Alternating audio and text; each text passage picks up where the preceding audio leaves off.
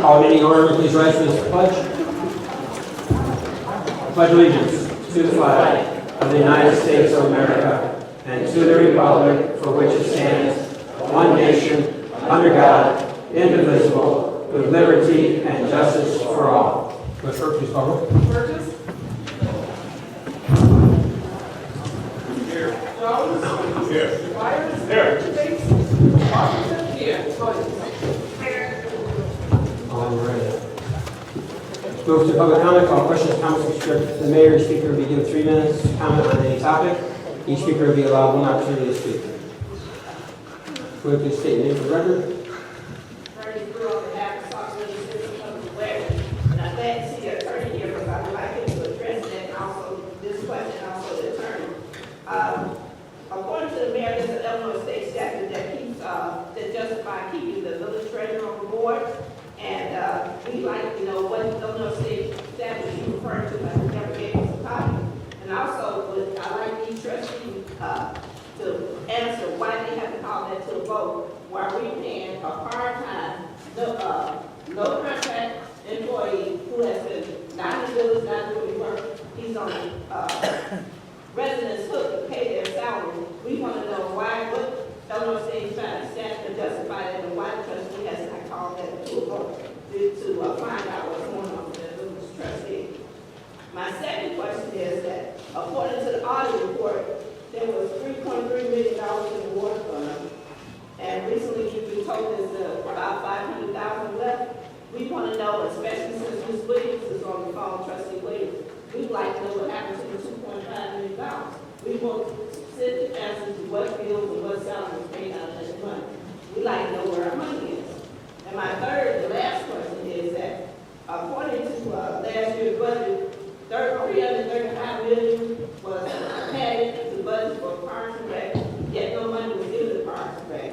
So we like to know where it happened to that grant money. We also like to know what happened to the $43,000 for perks that was never voted on. And we also would like to know what happened to the $36,000. I hope I like everybody to chime in and tell us where our money is. Right. You want to discuss?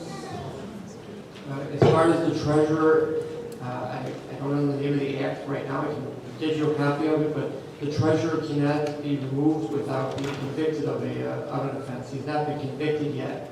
I can tell you also that the village can bring administrative hearings to have him removed, but since there's an ongoing investigation with a number of agencies, it would be improper for this board to have a hearing where witnesses would be testifying under oath, which could jeopardize the investigation of state and federal investigators. Okay, probably this is the state statute, so we're going to get that next time. And I'll give it to the clerk. I just don't know the name or number of, off the top of my head. Okay. Next question. Ms. Trustee Williams, I guess, open that since she's on the budget committee. And we want to know The about questions are directed to the mayor. Can you just wait? It's to the mayor. All right. Yes, and I asked for all the trustees to chime in and And we talked about the money in the water fund. So you talked about the amount that was there. That's from the last budget year. yeah. There is money that's borrowed throughout the year to run the day-to-day operations for the village. So that money is put back in as the revenues are coming back. So when we just got to putting back how much? $350,000 was just transferred back into the water fund yesterday. So as the money comes back, as the money tax revenue comes back in, we put those funds back into the water fund. Again, it's used as a resource, nothing different than any other community in the state of Illinois. It's something that we're allowed to do, and it's something that probably majority of the communities use those funds to help day-to-day operations, as there is no parts of the year where we receive no funds. We all know, we've talked about this many times, and I've discussed this many times. You stand at the podium. We get a chunk of funds that come in at the beginning of the year. We get a chunk of funds that come in the end of the year. So now here we are at the beginning of the year. We're starting to see those revenues come back in. We pay those funds back. Well, the question asked for itemized this is what you spent the money on. And That's what I we're have asking for. nothing tonight, so. We have I have nothing to present tonight. But Yeah, you just asked a so question. I'm asking you, are you going to give us Ms. Brewer, this is not a comment I'm not back and asking forth. for a debate, I'm asking to answer my question. Are you going to give us an itemized list of what the money was spent on? We know that you said it's back, we want to know what was spent on. What salaries and bills were the money spent on? You got to have specifics on what you paid, what you used it for. Okay. All right.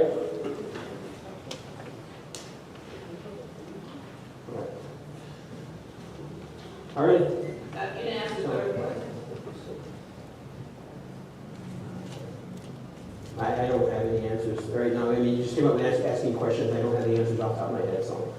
All right, well, I'll go script pull those for me and we'll see what we can provide. All right?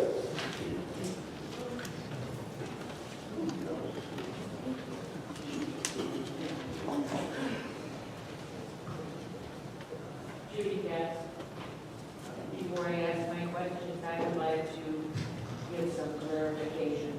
Can't hear you. I was at the previous meeting, and I understand that there was some question about Parks and Recreation and the Easter egg hunt.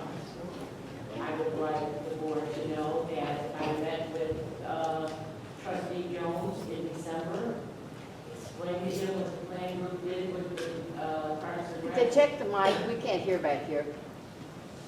Is the mic on or no? And when you're standing in the middle, it sounds like you're talking very loud, but people in back cannot hear you. Okay. There you go. That's I met with Trustee Jones in December, explained to him what the plan group did previously with Parks and Recreation and how we dealt with the Easter egg hunt, and tried to find out if this was something he would be interested in, and he was. I then told him I was going away for the holidays and would be back in the beginning of January, and we needed to get together and get things rolling. When I got back from my time away, we met, him and I did, and then we met as a group with his Parks and Recreation people as well as the plan group, and we did plan and get things rolling for the Easter egg hunt. Nobody was waiting until the last minute. I refused to do that. The only hitch in it was when you decided you were going to remove Mr. Jones from Parks and Recreation, and at that point I told him plan group would go on one way or another, with or without the Parks and Recs, and with or without the community center. So when he got word that he's sticking around, we moved forward and everything is on the spot. The Easter egg hunt will go on as we planned it. The date has been set, everything is in place. Now, my question is, some time ago at a meeting I was here, and the village approved money for computers for the police cars, as well as some kind of software for dispatching out of town. And I want to know if that's ever been dealt with. What is our police department using? Do they have the computers in the car? Are they active and working? And what's happening with that? I have not talked to any police officers or the chief. I wanted to know from you if they were obtained and what's happening with them. Is CalCon working with the new software, or are we still waiting for that to get active? Secondly, for the attorney, we understand that as far as the finance goes, that with an investigation and everything, there are things that you can't do. We understand that, but we do not understand with a part-time person why he can't be on unpaid administrative leave until you find out. If he's found not guilty, then we owe him money. But right now, we're giving him money, and we're never going to get it back. Your time is up. All right, thank you. Chief, go ahead. I'll be more than happy to answer it. In fact, that one question is part of my report today, because we were just contacted by our IT person, and they started putting the computers in the cars. And CalCon does use the same software program that we use. It's through Capers, which is, everyone's adapted to it, and the officers seem to like it just well. So we're moving forward with that. There were some monetary issues and some software issues that had to be worked out. and we're moving forward now. So I hope that answers your question.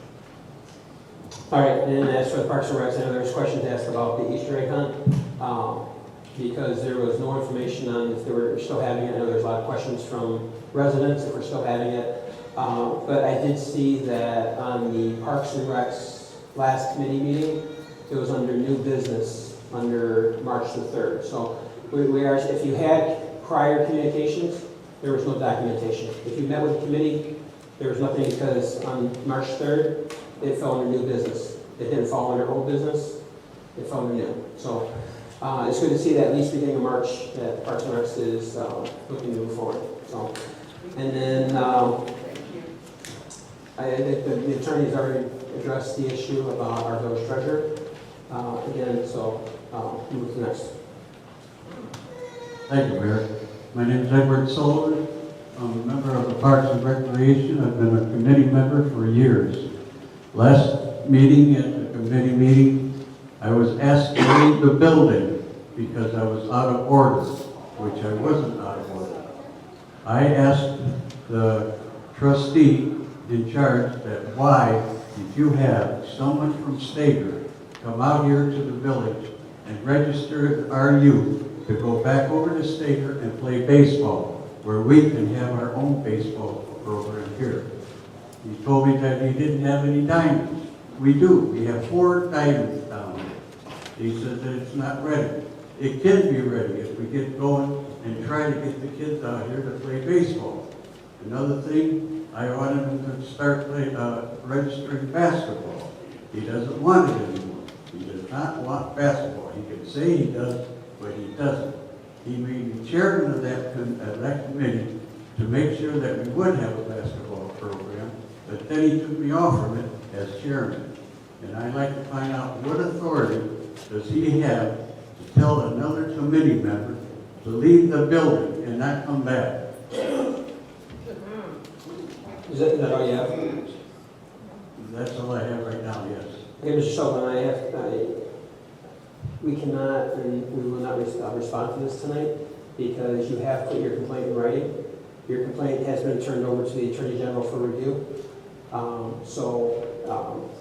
Again, I can't say anything because I'm not going to say anything and we will not respond to it. But we do have you part of the record, not only your written complaint, but now we also have you part of the complaint. that's why I wanted on record. Thank you very much. Thanks, sir. Next.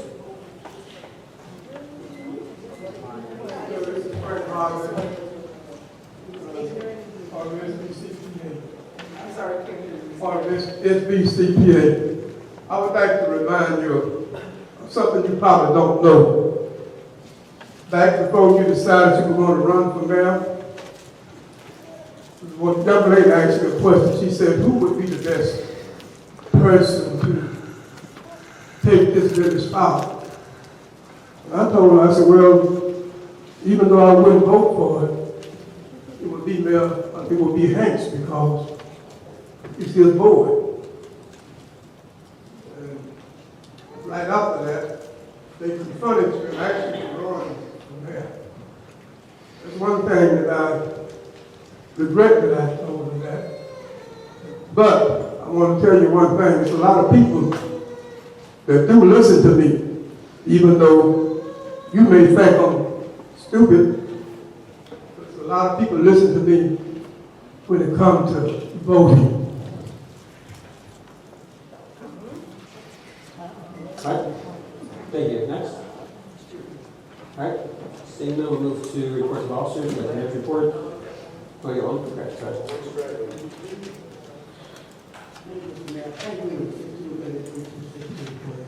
I have a question that, although a lot of people stand up here and accuse you of doing things, but I want to know, has anybody stood here and offered you the suggestion to how to do different things here in the village and how to bring money into the Couple village? times I did.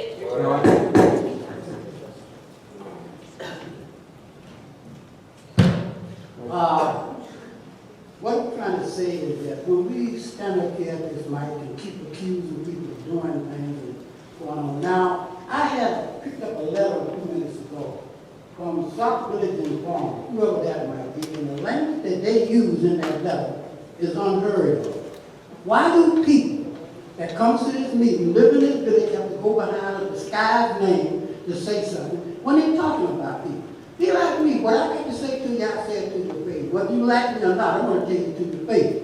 That's what I look at. And as long as we keep doing what we're doing, and end up here every Tuesday night accusing you, accusing the police what they're not doing, and we're not helping, you're not going to get it done. Now, Mr. Sauk, sitting back there, I don't know what his plans are or how he plans to do it. But you know, and anybody that's been in this village for 15 or 20 years know we have a baseball team here. He just don't know how to do it. So, Mr. Mayor, I'm going to tell you what I'm going to do. I know he's going to worry me half to death, but I'm going to show him how to get that baseball team off the field. I'm going to show him how to get it started. Thank you. Thank you. That's what I'll get it started. I'll show you how to do it. Anyone else?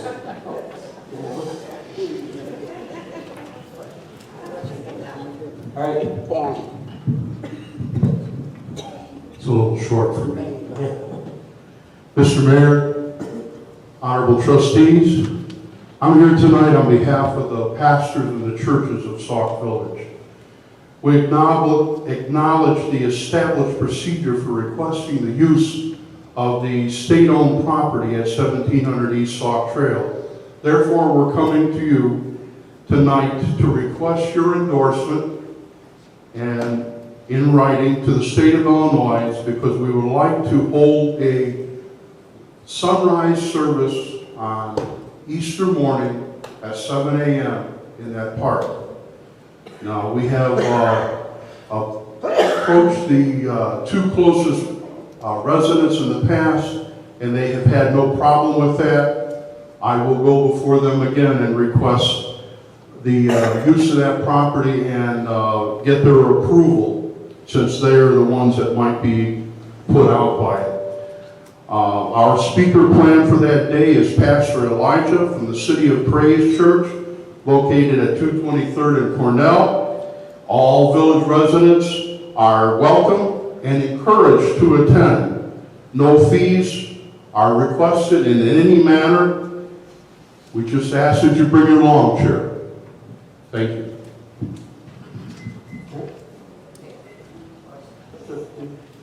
Excuse me, Pastor Hall, is that like a sunrise service, a prayer service? It's an interdenominational service. There will be praise. What time? 7 a.m. to about 7:45. Okay, It seems at that time most people break and go to breakfast and then to their own churches for worship. thank you. All right, I'll get you a letter. I have no problem signing off on it, so I'll get you a letter. All right. Move to reports of officers, got mayor's reports. I have tonight 2 proclamations.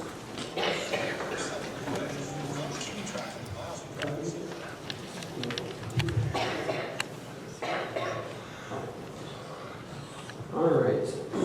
First one I have here is proclamation for Travis Thornhill. Whereas the Thornhill family was one of the original families that moved to Sauk Village in 1965, and whereas Travis and his lovely wife, Lagay, have celebrated almost 51 years together, enjoying hobbies that include fishing, bowling, and golf. Whereas Travis was a longtime Cubs fan and University of Alabama football fan. Roll Tide. All right. Whereas Travis joined the Sauk Village Volunteer Fire Department in 1965, where he was quickly promoted to the rank of engineer. In 1968, and later promoted to the rank of lieutenant in 1970 by Fire Chief Leroy Hawkins. And whereas Travis later earned the rank of captain in 1979, and in just over a year, Travis rose to the rank of assistant chief in 1980. Whereas Travis was promoted once again to the rank of chief in 1992 after showing that he had excellent leadership qualities. And whereas Travis was instrumental piece to the Sauk Village Fire Department over the next several years until he retired in the year 2002. And whereas the Village of Sauk Village would like to acknowledge Travis Thornhill for his strength and compassion throughout his 38 years of service. And whereas Travis leaves behind his loving wife, Lagay, and dear companion, their Sitsu Dolly, who will miss him dearly. And whereas, now therefore the mayor and the board of trustees on behalf of the Sauk Village Fire Department, residents, and staff extend their condolences to Travis's family and friends. It was dated February 25th, 2016.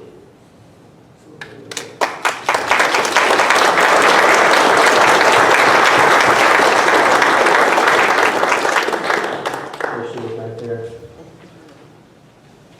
All right, the second proclamation we have here is for Art Johnson, known as the ESDA Man. Art's with us also. So, whereas Art Johnson moved to Sauk Village in 1964 and joined the Emergency Service Department Agency, which is known as ESDA, in September of 1981.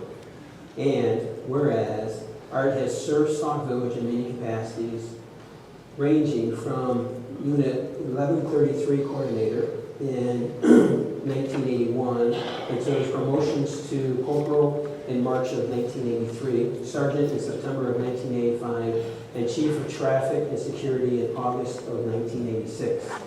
And finally, his appointment of Director of the, finally, his appointment of Director, the position he currently holds. And whereas, as in, who's going to spell this out? IESMA, ISMA member since 1981. Art has amazed a huge array of certificates of training, including emergency planning, development, and managing volunteers, introduction to incident command, leadership and influence, basic incident command system, emergency preparedness, NIMS, 50-hour basic police procedures, emergency response to terrorism, professional development series, and severe weather spotter, just to name a few. And whereas Art, along with other department heads and village staff, created the Sauk Village Emergency Operations Plan in 2006 that is still in effect today. And whereas Art facilitated the transition of the Sauk Village Emergency Services Disaster Agency to the Sauk Village Department of Homeland Security and Emergency Management, effective on June 25th, 2013. And whereas Art always took his job as a first responder very seriously, and as director of the department, he employed his excellent leadership qualities by encouraging others to do the same. And whereas Art has announced his retirement from the Sauk Village Homeland Security Agency to be effective as of March 15, 2016. And whereas Art will always be remembered effectively by some as the ESDA Man. And whereas the Village of Sauk Village would like to acknowledge Art Johnson for his dedication and compassion through his 35 years of service. And whereas now therefore the Mayor and the Board of Trustees on behalf of the Sauk Village Department of Homeland Security and Emergency Management, residents and staff extend a fond farewell to Art and Sue, who have been married since 2001, as they prepare to spend much needed time in the sun with their grandkids. Dated this 8th day of March, 2016.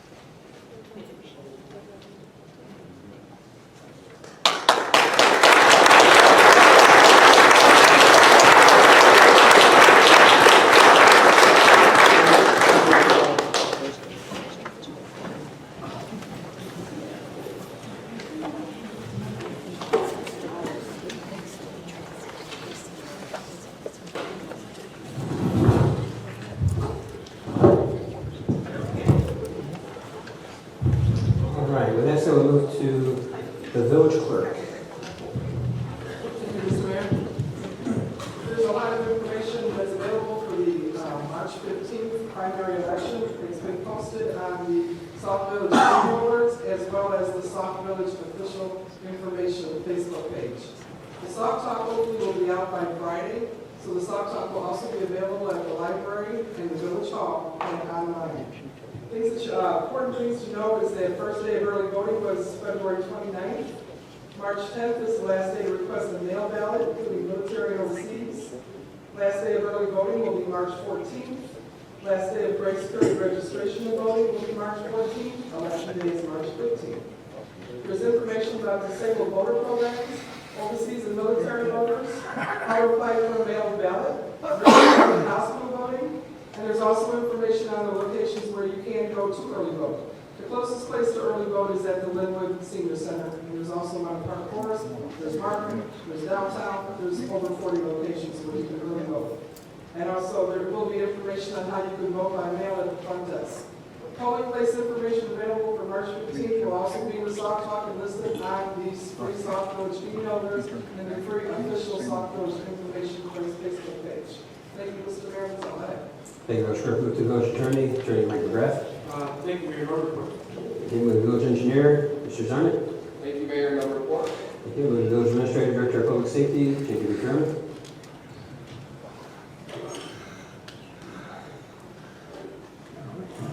Mr. Mayor and Board of Trustees, my report starts with, I want to reiterate that our crime reports for the last 2 months, first 2 months of this fiscal year did in fact drop by 40%. With reference to vacant housing master list as of March 4th, it shows that we have 125 vacant homes, and that the village's master vacant list has been reduced by 18 since my last report to 4. Each of these reductions will show an approximate annual income water sewer utility tax of $750 per vacant house that comes into compliance. The above mentioned 18 represent an additional amount of annual income of about $13,500 a year. We, the staff and myself, will be meeting with the scavenger contract tomorrow to determine the collection points, adjust past bills as relates to vacancies and work out other collection-related matters. The current billing rate is $33.50 by month. Water accounts. We are currently updating our water accounts for people owing $400 or more, and that will be hopefully at the next board meeting. We have terminated water accounts sent for lien, and 30 of those accounts have been sent, and liens will be in place against them. I want to note that we are making a recommendation that residents or owners who turn on water at the depots after public works has shut it off will be subject to arrest or misdemeanor for theft of services.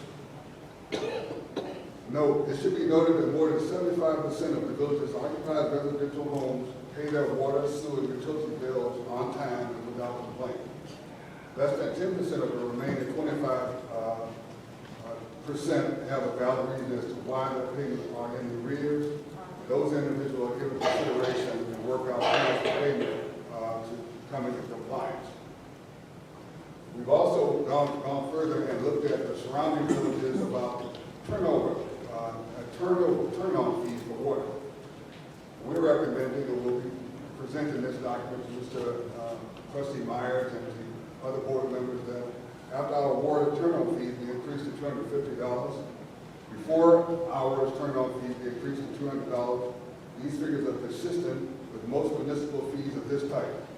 Most turn-on fees are paid by rehabbers or individuals that were identified in the 50% of arrears account that had no valid reason for non-payment. The other issue we recommend is that the board approve a staff request of $14,000 to update Pacific Water Sewers and Utility Tax computer system. Updating the system will give the employee greater ease in identifying and dealing with the arrears in a timely manner, which will, in due course, pay for the upgrade.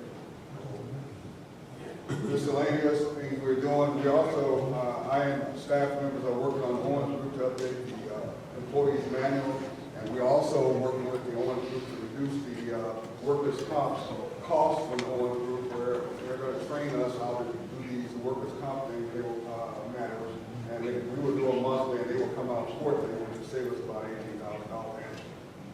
Also, we are looking at ourselves, the employees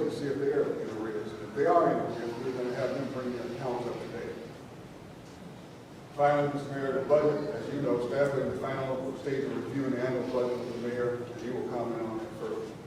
Mr. Mayor, that concludes my report. All right, thank you very much. Trustee? Trustee? Yes, Mr. Fairman, what is the current rate for turn-off fees right now? See what? What is the current rate right now that we charge for turn-off fees if you have to have your water turned on? It's $25 up until 3 o'clock, and then after hours it's 75. Okay, so you asking to go from 75 to 200, correct? That's the recommendation. And also for the upgrade for the water and sewer software. Are you asking to upgrade and update the present software to go out and purchase new?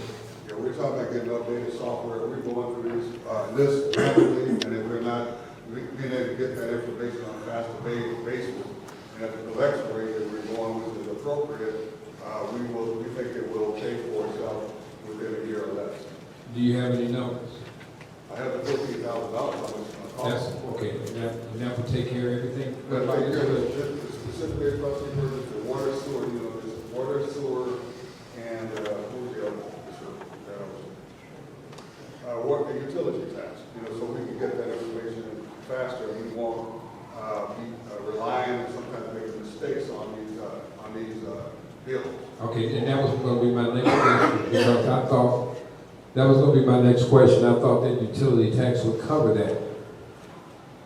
Well, with the rate that we've been accepting, getting paid sewer, water, and utility tax, it hasn't been enough to pay for very much. Okay, the reason why I'm asking, are you talking about raising money or raising rates or something to cover this, or are you just talking about taking it out of the water fund to cover the software? I'm not talking about raising the rates. I'm talking about specifically, you know, points that you've asked a couple times, you know, about our billing. We're trying to get much more efficient with the billing stuff. We're making agreements with people who are behind to get into compliance. And we need this information to be able to, we don't have the staff, you know, to do it manually. And we think it will pay for itself within a year. Okay, because I heard you say that you only get so much from people that are paying, and we're still losing out. So I was just wondering, are you talking about trying to either raise or, I mean, it is what it is when it comes that way as far as having, you know, we're going to get the money in, like you stated, 75% each and every month.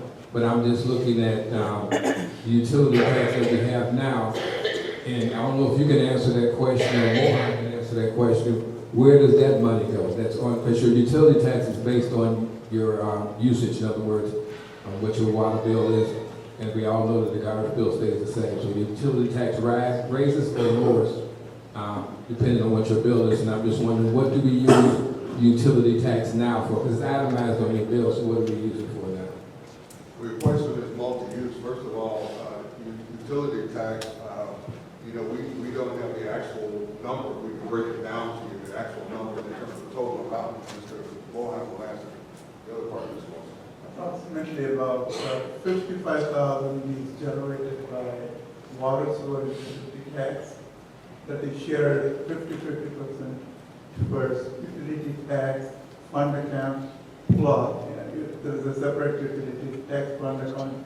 50% of 55,000 will go to that account, and another 50% of 55,000 will go to the general fund account.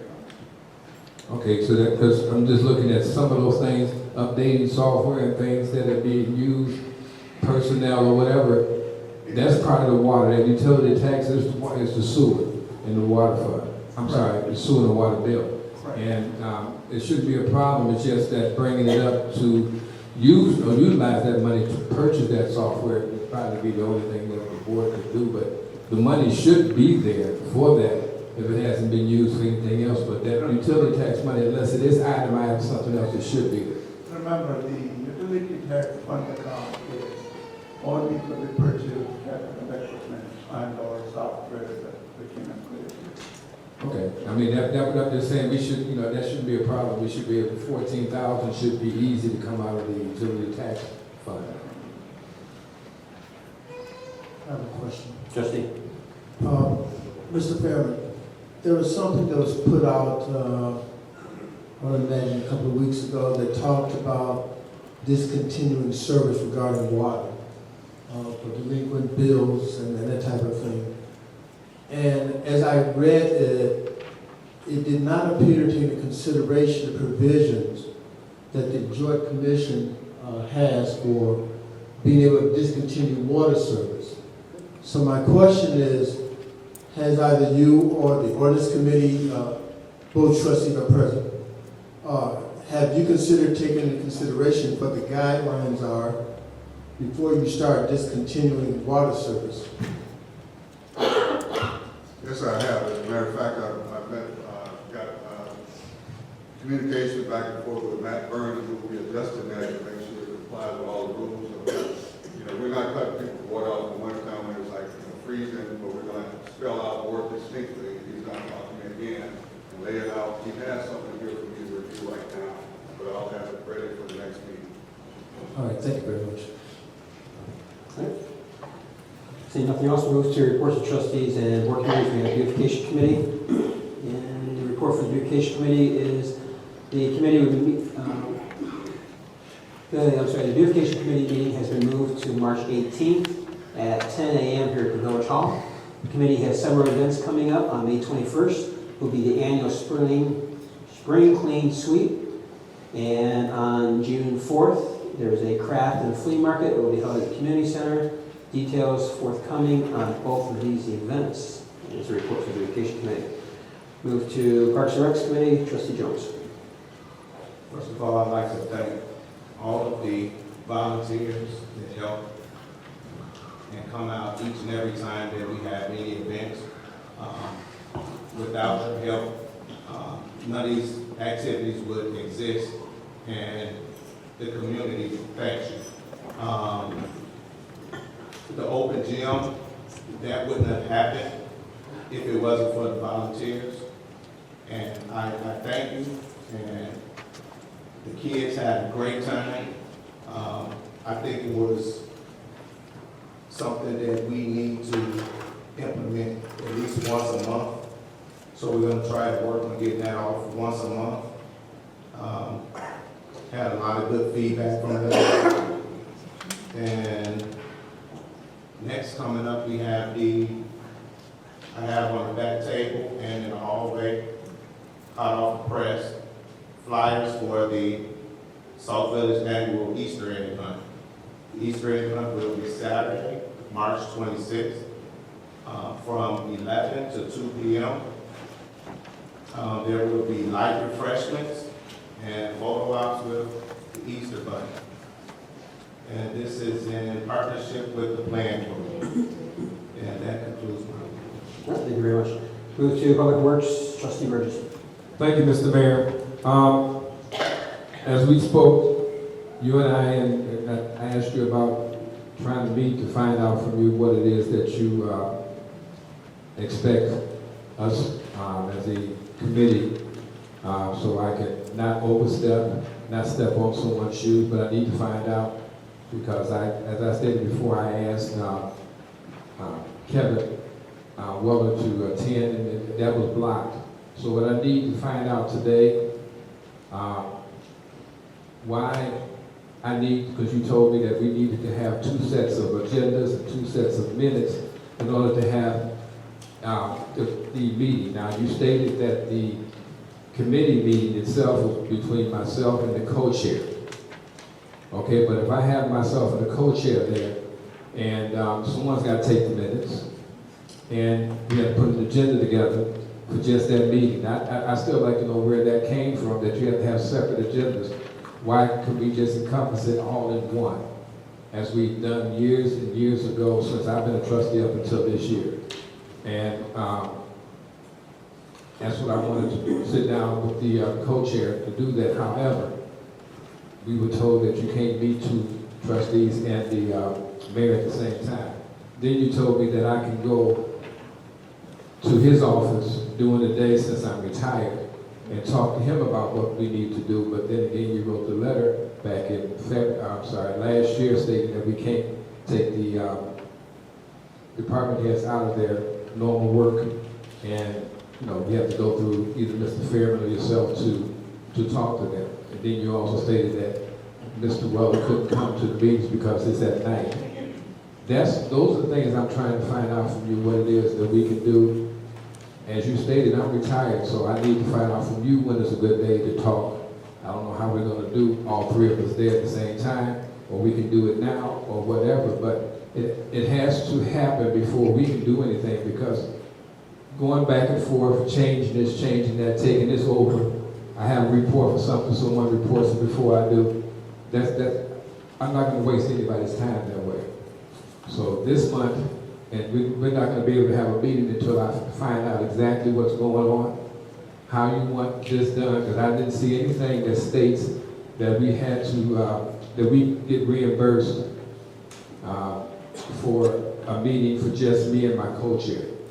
I mean, in the past, has always been you have your meetings, which you were, trustee was in charge, and that's it.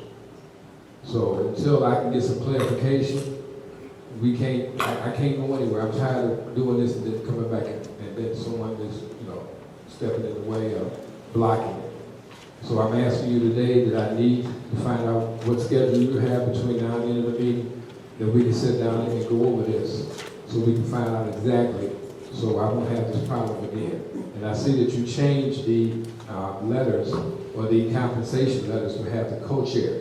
So I'm asking the question, if the co-chair is not there for your meeting, then the chairman won't get paid for that meeting, is that correct? That's correct. So if the co-chair decides that they don't want to be there at that meeting, they're not there, so the chairman and the rest of the committee is the committee of the whole subcommittee, but the chairman of that committee, that co-chair can stop that chairman of the committee from getting his compensation. That's right. And the entire board knows that because it happened with the finance committee just not too long ago. Okay, I'm just saying, Co-chair refused to meet. But if you have a rift between the two, then your co-chair can stop you from doing getting any type of compensation, but they can still get their compensation from the committee that they chair, if their co-chair shows up. All I can say about it is, everyone here is adults. Get over it and work together. You're not here for yourself. No, you're you're here for not. the residents.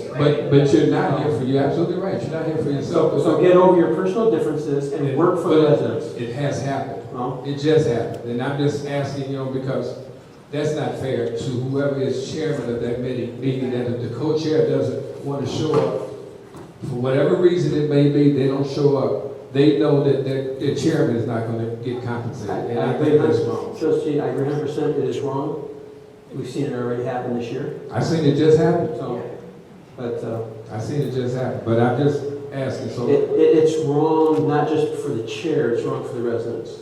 If trustees cannot work together and come and put your committees together and have things happening. The village board passed the ordinance. The ordinance is very clear, number one. If you need to get copies of the ordinance, go online, get copies of it, request it from the village clerk, read through it again. Everyone up here, I think, passed it, and I have to look and see who all passed it, but it passed through this board, this current administration. Secondly, I am here almost every single night at 5 o'clock, and sometimes I get here before 5 o'clock. So depending on if I have meetings other places. So if you have a night after 5 o'clock you want to meet, you can throw some dates out, and I'm not going to set stuff up here, but I know that there is some Southborough Mayor's and Managers meetings I'm going to this next week. So I won't know. That's what I'm saying. I won't know when. I'm here tomorrow night, 5 o'clock. Okay, I'll be here tomorrow night at 5 now. What about the fact that you have a co-chair? How do you want to do that? All I can say is if you're a chair of a committee and your co-chair is not working, you need to come talk to me. That's what happened. I'm asking how do we meet? The chair and co-chair meet with you. Well, I don't know if the co-chair and the chair really need to meet with me. If the chair has got some questions, come and meet with me, and then they can go back and talk to their co-chair. Why do I need to talk to both trustees at the same time? If you're the chair should be able to get all the questions. But you formed it that way, so therefore it would be that way. That's what you formed it as, two people being in charge of a certain committee. You formed it that way, so you're saying that I would have to have another meeting with the co-chair after I talk to you rather than take it all at one time. In other words, have the meeting at one time, like I was asking about the meetings, period. You know, I'm not gonna have people to come out or you wait there for a minute or whatever, and then, you know, you come at a later time at 5:30, or 6 o'clock, we can do this, at 6:30 we have a meeting. You know, that's something that I really didn't understand, but we can talk about that. But as far as talking to the co-chair, at the time, I think the co-chair needs to be there also, so you don't have to go back and forth, because they may have some questions for you, the co-chair. Again, it's important that you go back and read the ordinance. The ordinance was not made up. The ordinance follows other communities that have the same type, and there's a lot of other communities. This was pretty much already pre-made. It was pulled from other communities. Because we never had this before, right? So, and again, it's new. No, we never had it. We've had, you know yourself, you were in charge of your housing committee. That was it. You came back and reported to the board, and if you needed something to be voted out, you asked for a vote from the board. You didn't have a co-chair. I don't know, I still don't understand what that does, but that's what you stated. But I think the co-chair should, if he's a co-chair, he takes his time out as a trustee to come out. I think he may have questions. Rather than ask him to me, then I go back and ask you, and then come back and tell him, I mean. I'll be here 5. Yeah, we'll meet tomorrow 5 and then we'll go over it. I just don't, I don't know if I don't think I did agree with that because for some reason, it being we had 6 trustees, we had 6 committees. Because you have some people that are on 3 committees. Some people that are on, 3. You have one person that's on 3 committees. One is chair, 2 is co-chair.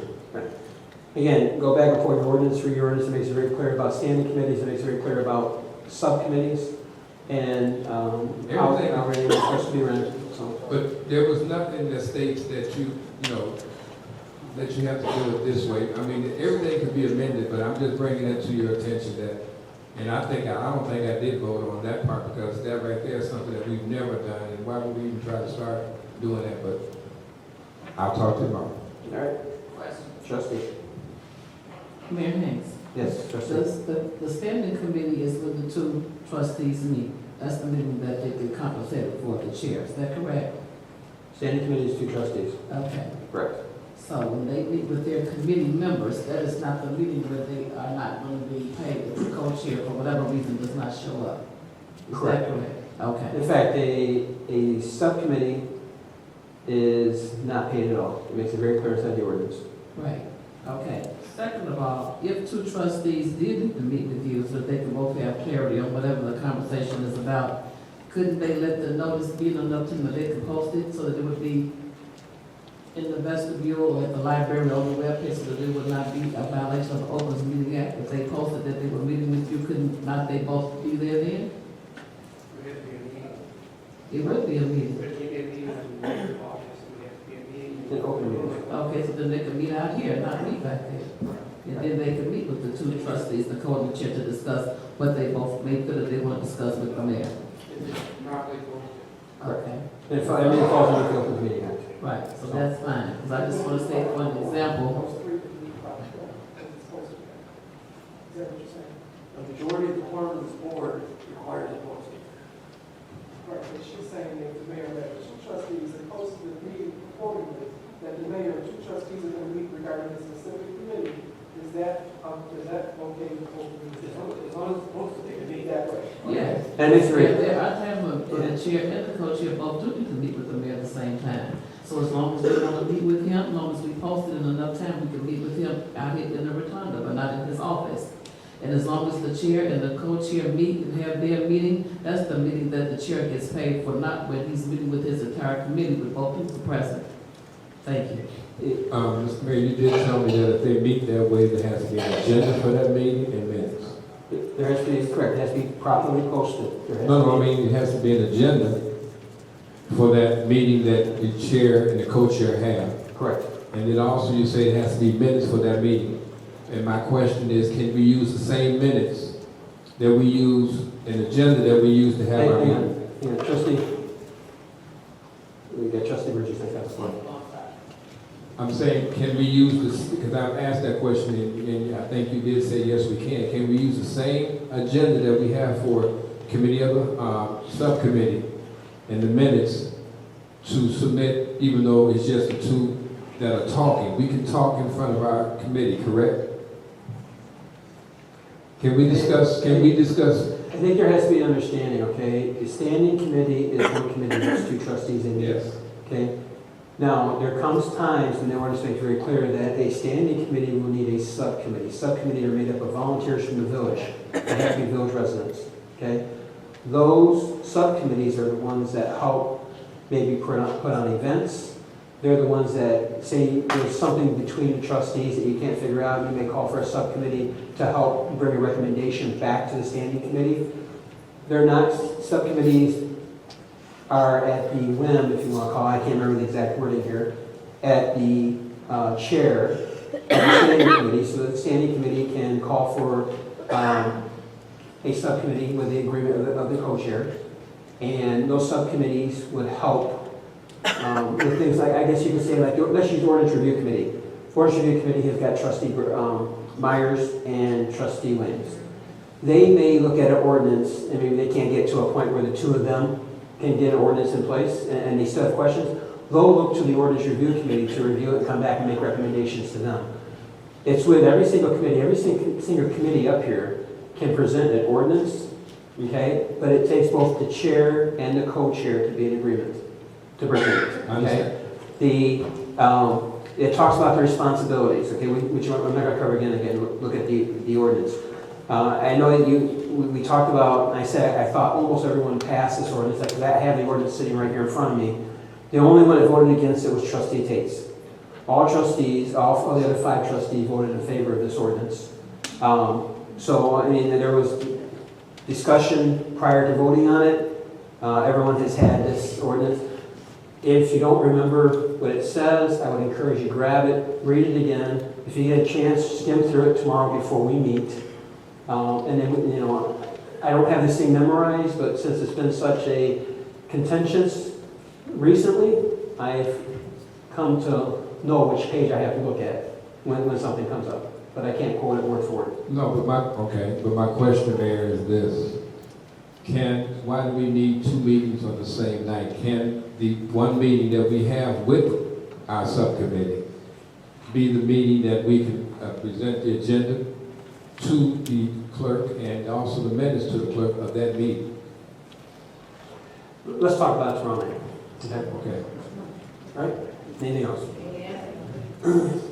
All right, move to... no, I'm sorry. Also, there will not be a Public Works meeting tomorrow. There will not be a Public Works meeting tomorrow. Thank you. All right, move to Housing Intergovernmental Committee, trustee Tates. We had intended on having a workshop on March 2nd.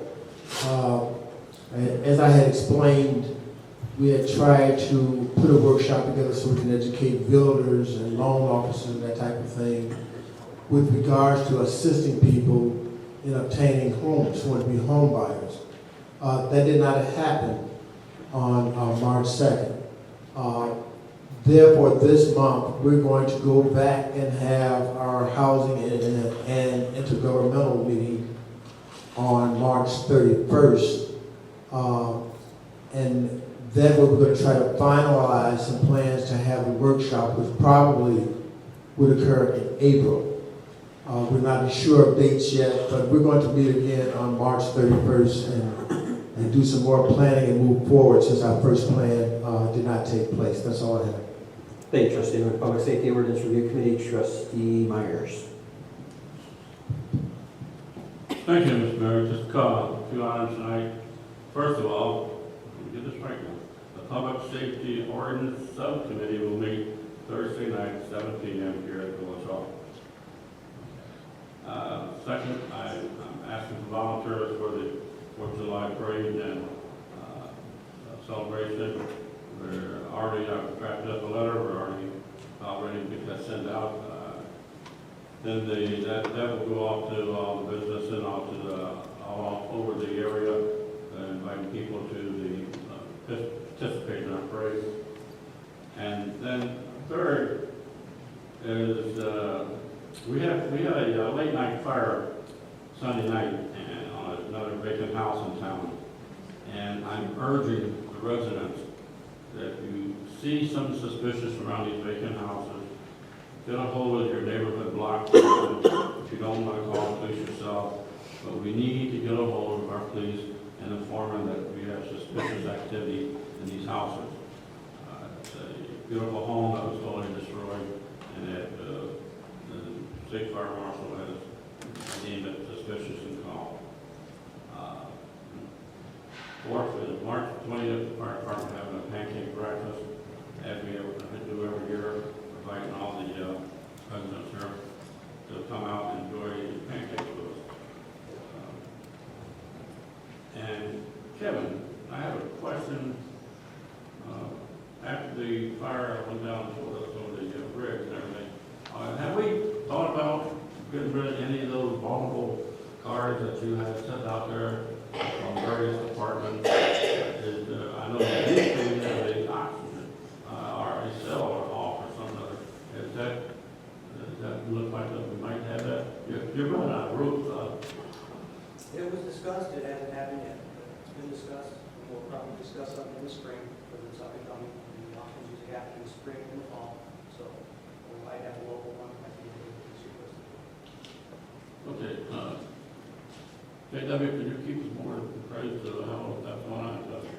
We got some cars over at the police department, our cars out of public works, and heaven only knows, we don't have any fire station yet. But still keep us alive, please, sir. That's all I have, sir. Thank you.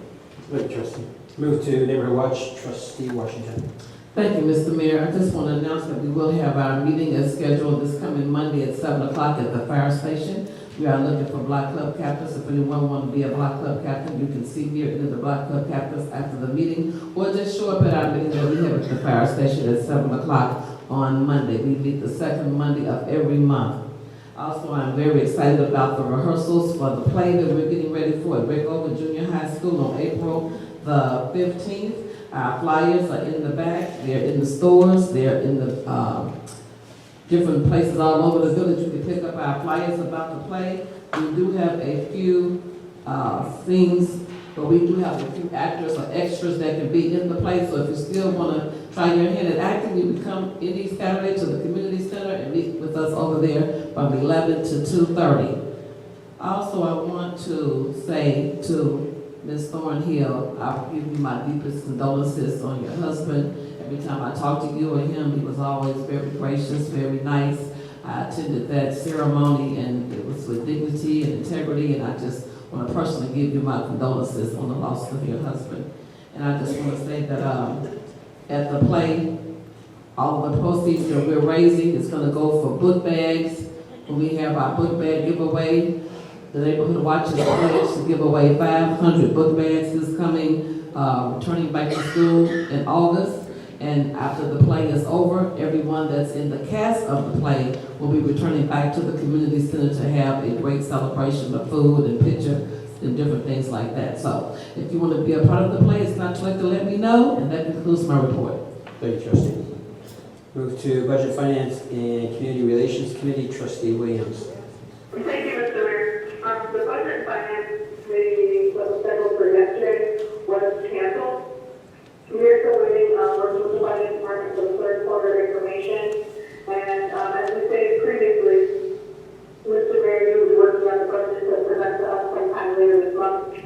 So if you could possibly let the committee know maybe a week ahead before you present with your portion of the budget, so we can maybe schedule a meeting, that would be great.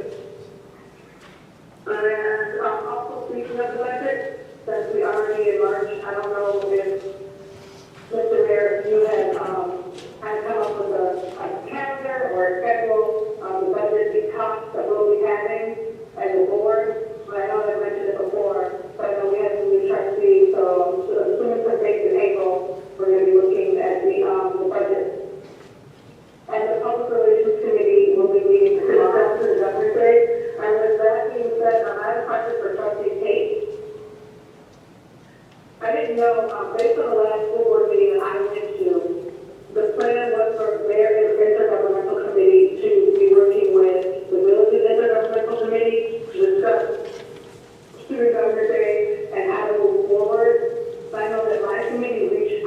the school board, and I still have not listened and heard nothing. So I didn't know if Trustee Casey, you had heard anything since you were the chair of the intergovernmental committee? I hope you can hear me. Yes? Rosie, can you hear? Yeah. Oh, okay. The school district has reached out, the intergovernmental committee has reached out and wanted to meet with us. We did not meet in February, and I'm going to extend an invitation for them to come to the meeting this month. Well, we're not only talking about Student Government Day, though. We're talking about just long-range planning for both entities to work together. But student government may, in fact, be one of the topics they want to discuss. I'm going to leave it open to them to tell us how they can best utilize the municipal resources, but that will occur this month. Okay. If you could just keep me aware, and I know that you'll say when you're going to be having a meeting, but at this time they haven't responded to you from the letter that I sent myself sent to them, right?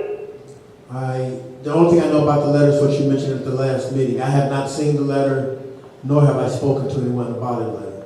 Okay, I just wanted to make sure. And then, like I said, tomorrow we will be meeting other committees to see if and when and how we will be proceeding with the government day. And that's all I have.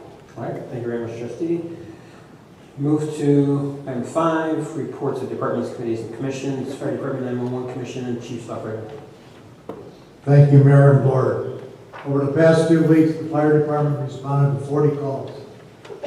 4 vehicle accidents, 8 fire alarms, 11 medical assists, 2 CO alarms, 2 solid gas, 9 assists to other agencies, 1 brush fire, 2 wires down. We had some activity over the weekend that was not included in my report, which will be brought up on the next board meeting. I don't like to add on the same night. That concludes my report. Thank you, Chief. Move to Police Department, Chief Kowalski. Thank you, Mr. Mayor, trustees. For the past 2 weeks, the police had 12 arrests, 4 felonies, 8 misdemeanors. We had 504 calls for service. Cases of note on February 29th at approximately 2:30, 2 subjects committed an aggravated carjacking with a handgun in Dalton. The victim was robbed of his wallet, cell phone, and his deceased father's car.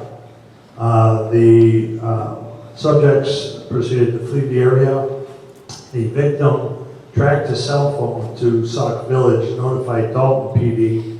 Dalton PD contacted Calcom. The two worked together to dispatch the information to our officers.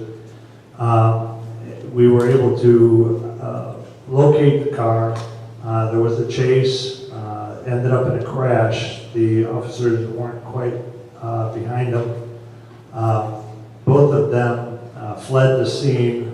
One subject was apprehended. The other subject fled the area. Unfortunately, when the passenger was apprehended, he wouldn't give any information to the police. They checked the area. We contacted the Illinois State Police to call a helicopter out. They refused to bring out the helicopter because of conditions. We had a K9 unit out. The dog couldn't track it because of the brush area. So the officers did what they could to try to find the second subject.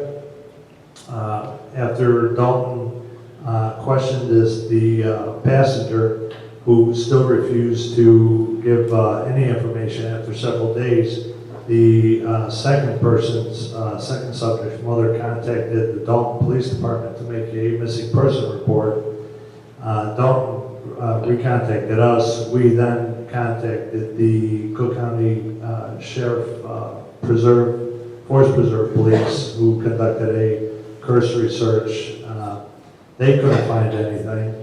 The mother then recontacted us again, and that's when we put together an extensive search using the fire department and some of their equipment, at which time we found that second subject who was deceased. He was in a totally opposite end of the area where the first subject was found. And This is an ongoing case. Several different agencies are involved. Medical examiner is still conducting their toxicology report to determine the cause of death. On March 5th, officers were called to the 2500 block of Orion for domestic disturbance. When they arrived, there was an offender on the front lawn being held down.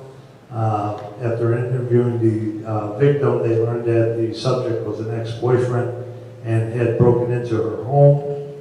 When she returned, he fought with her and her children. We were able to arrest him and secure home invasion charges, as well as aggravated domestic violence charges and several battery charges. On March 6th, officers were called to a reported strong arm robbery in the vicinity of 221st Street in Orion. Victim explained that 3 male black subjects in their 20s, one heavyset and one with dreadlocks, walked up to them and grabbed the female's purse. The male victim tried to intervene and was punched several times in the head and face area until he fell to the ground when they began to kick him. Then they ran from the scene. The male victim was transported to St. Margaret's Hospital for the injuries he sustained. On March 6th, there was a reported arson, which we already spoke about. And today, investigator Grossman received a call from the Johnson County Sheriff's Office in Iowa City, Iowa, who stated that they were able to electronically track an Xbox 360 to Sauk Village.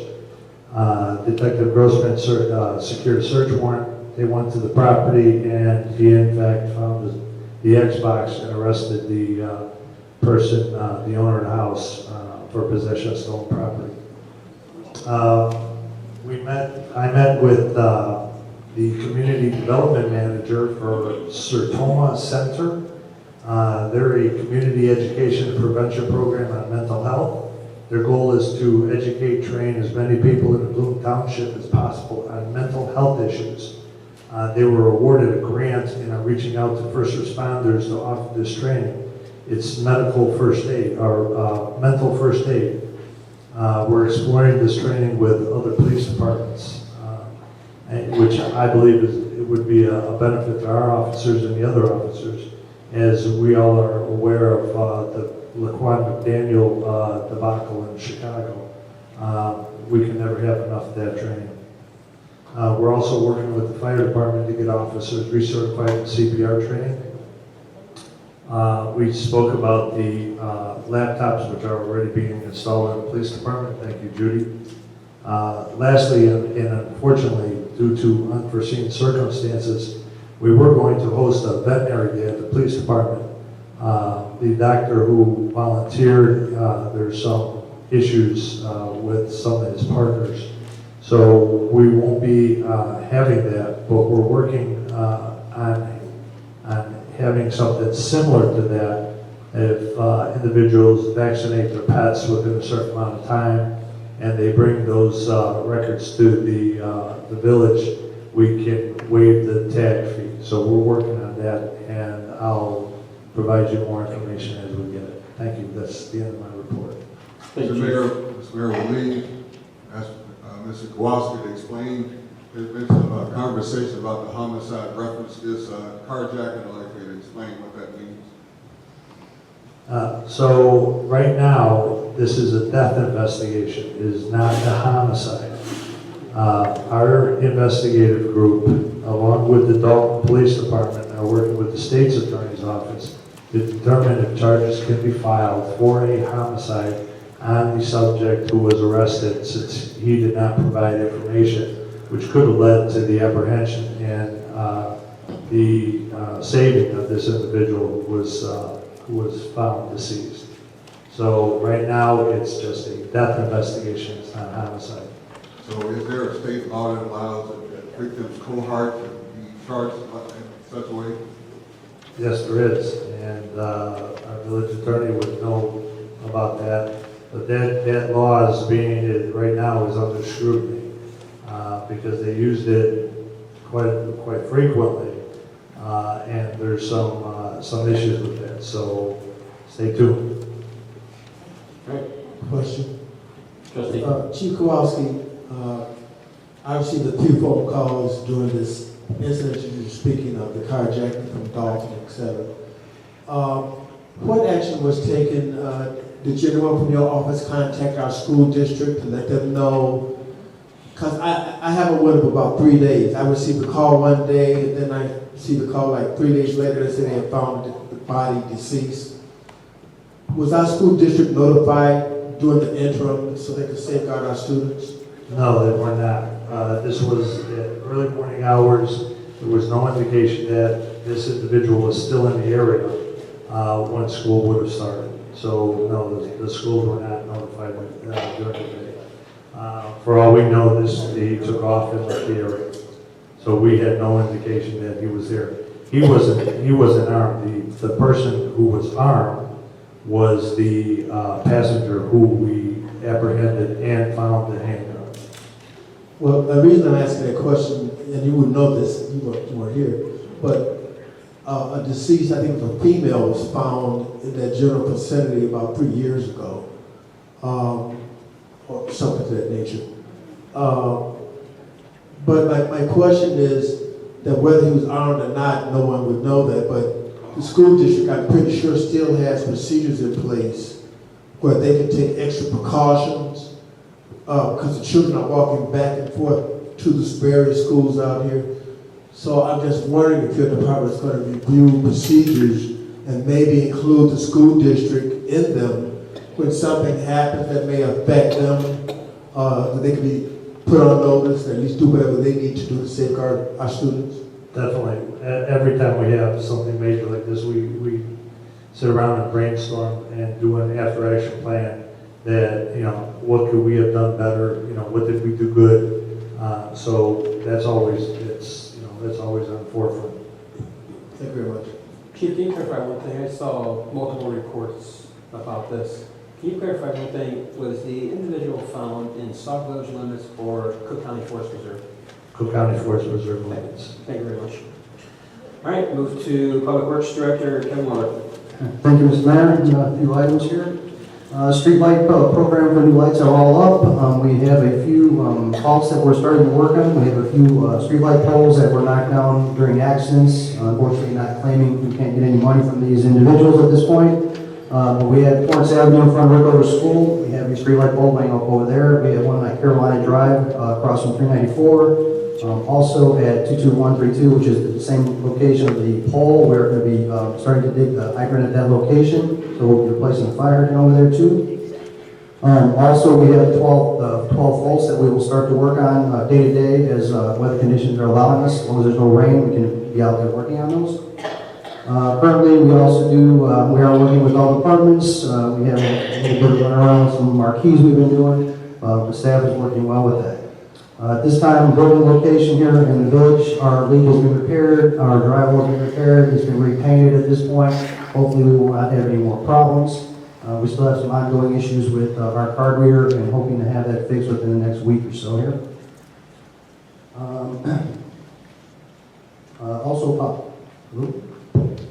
potholes, definitely a lot of them are opening up now.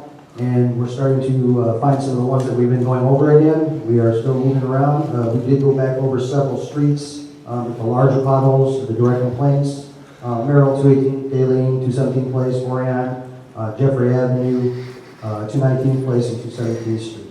We will continue to work on these. Also, next month we will be going into more permanent patch. So some of this temporary work will lead into that. So the bigger ones will be doing permanent patch work.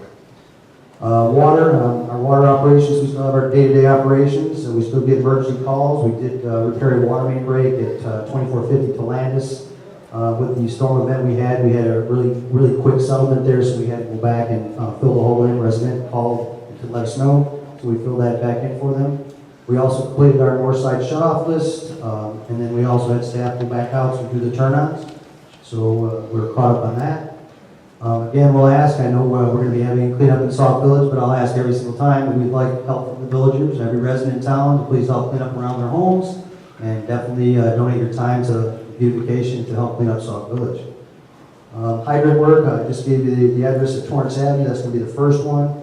We will have another one, we will have another one that will be marked further down on Torrance, and we may consider doing them both at the same time. It's further on towards 223rd Street. Chappelle, we had a valve, Chappelle and 221st Street, we had a valve that we had to repair after a water main break on Chappelle. The valve is from the 90s. We've had a lot of problems with valves from 1990, all the bolts rot away. When we dug down to it, there's one of 5 bolts left in it. It just disappeared. We don't know what the problem is with it. All the new vendors use stainless bolts or they're protected now with some other type of materials. Vehicles, we're definitely moving around trying to get all these vehicles worked on. It was brought up by somebody about the possibly having the auction. We definitely have a lot of vehicles. We've been discussing the last few years the best way to approach that. I believe also we have some property that might be coming into that, so we might be doing a joint vehicle property, some type of thing like that. The discussion's been back and forth about whether having it in Sauk Village or trying to take them to one of the auction locations where we would best get our money back. Sanitary sewer complaints. In the last 2 weeks, we've had done our regular list that we go around and we check. We have a bi-weekly or monthly list we check. We had 2 locations that we did locate some material in the benches. It was cleaned up. The sewers were open. We did have 2 complaints from residents of sewer calls. And anytime you have a sewer complaint, call the village first. So if the main's up, we'll take care of it. But unfortunately, these were both homeowner issues. We gave them a little bit of information on what they may be able to do, and we did discuss with them that we do have the sewer program. Weather events, we definitely had some storm events. Staff was out. We did our center passes, and then after the event, what we did was return further in the morning, so that in the morning when traffic started to move around, we came back at 5 o'clock. Everything was cleaned up for morning traffic, so everything went well. Storm sewers. Staff will be out definitely cleaning after any storm event. During this time of the year, we do have a lot of paper debris catching the manholes. So another thing coming, summer's coming, cutting your grass in the street, please do not do that. Please do not dump the debris in the street. It will clog the manholes and it will flood streets, and residents do not like that. And that concludes my report. Thank you. Question. Trustee. There was a tree limb, rather large tree limb, knocked down back in the winter, early part of the winter, on Brookwood and 223rd, and you came out and cut it, and now that it's warming up, I was just wondering, when is the first day that you become shred, because the kids are now using it as a playhouse for the branches and everything that fell down from it? Our goal is after any storm event that we would do some type of pickup. And most residents, if we have a storm event, it's for branches that come down. We won't take a whole tree, but anything that would come off the tree or split off the tree. With the storms, as close as they were together recently, we have not been around to pick up all the storm damage event, storm branches. We have a large pile on Sauk Trail too, from some evergreens, but we do have multiple piles around town. It's not as many as I thought there would be from the storm, but we're looking at setting up a date here pretty quickly. And our first pickup won't be until May, pickup. And it'll be posted we have a posting every year with all of our events throughout the season. It'll be posted at the Village Hall, it'll be posted in the Sauk Talk, and we can post our events on the market each time they come around. Yes, Kevin, could you add, and I think I talked to you about it, could you add Deer Creek to your list of potholes, because we have a crater over there?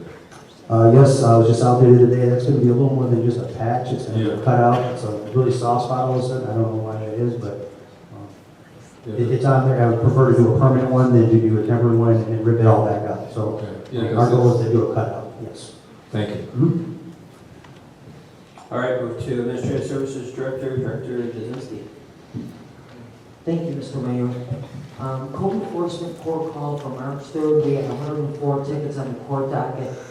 5 were found guilty, and 99 were found failure to appear, and fines were doubled.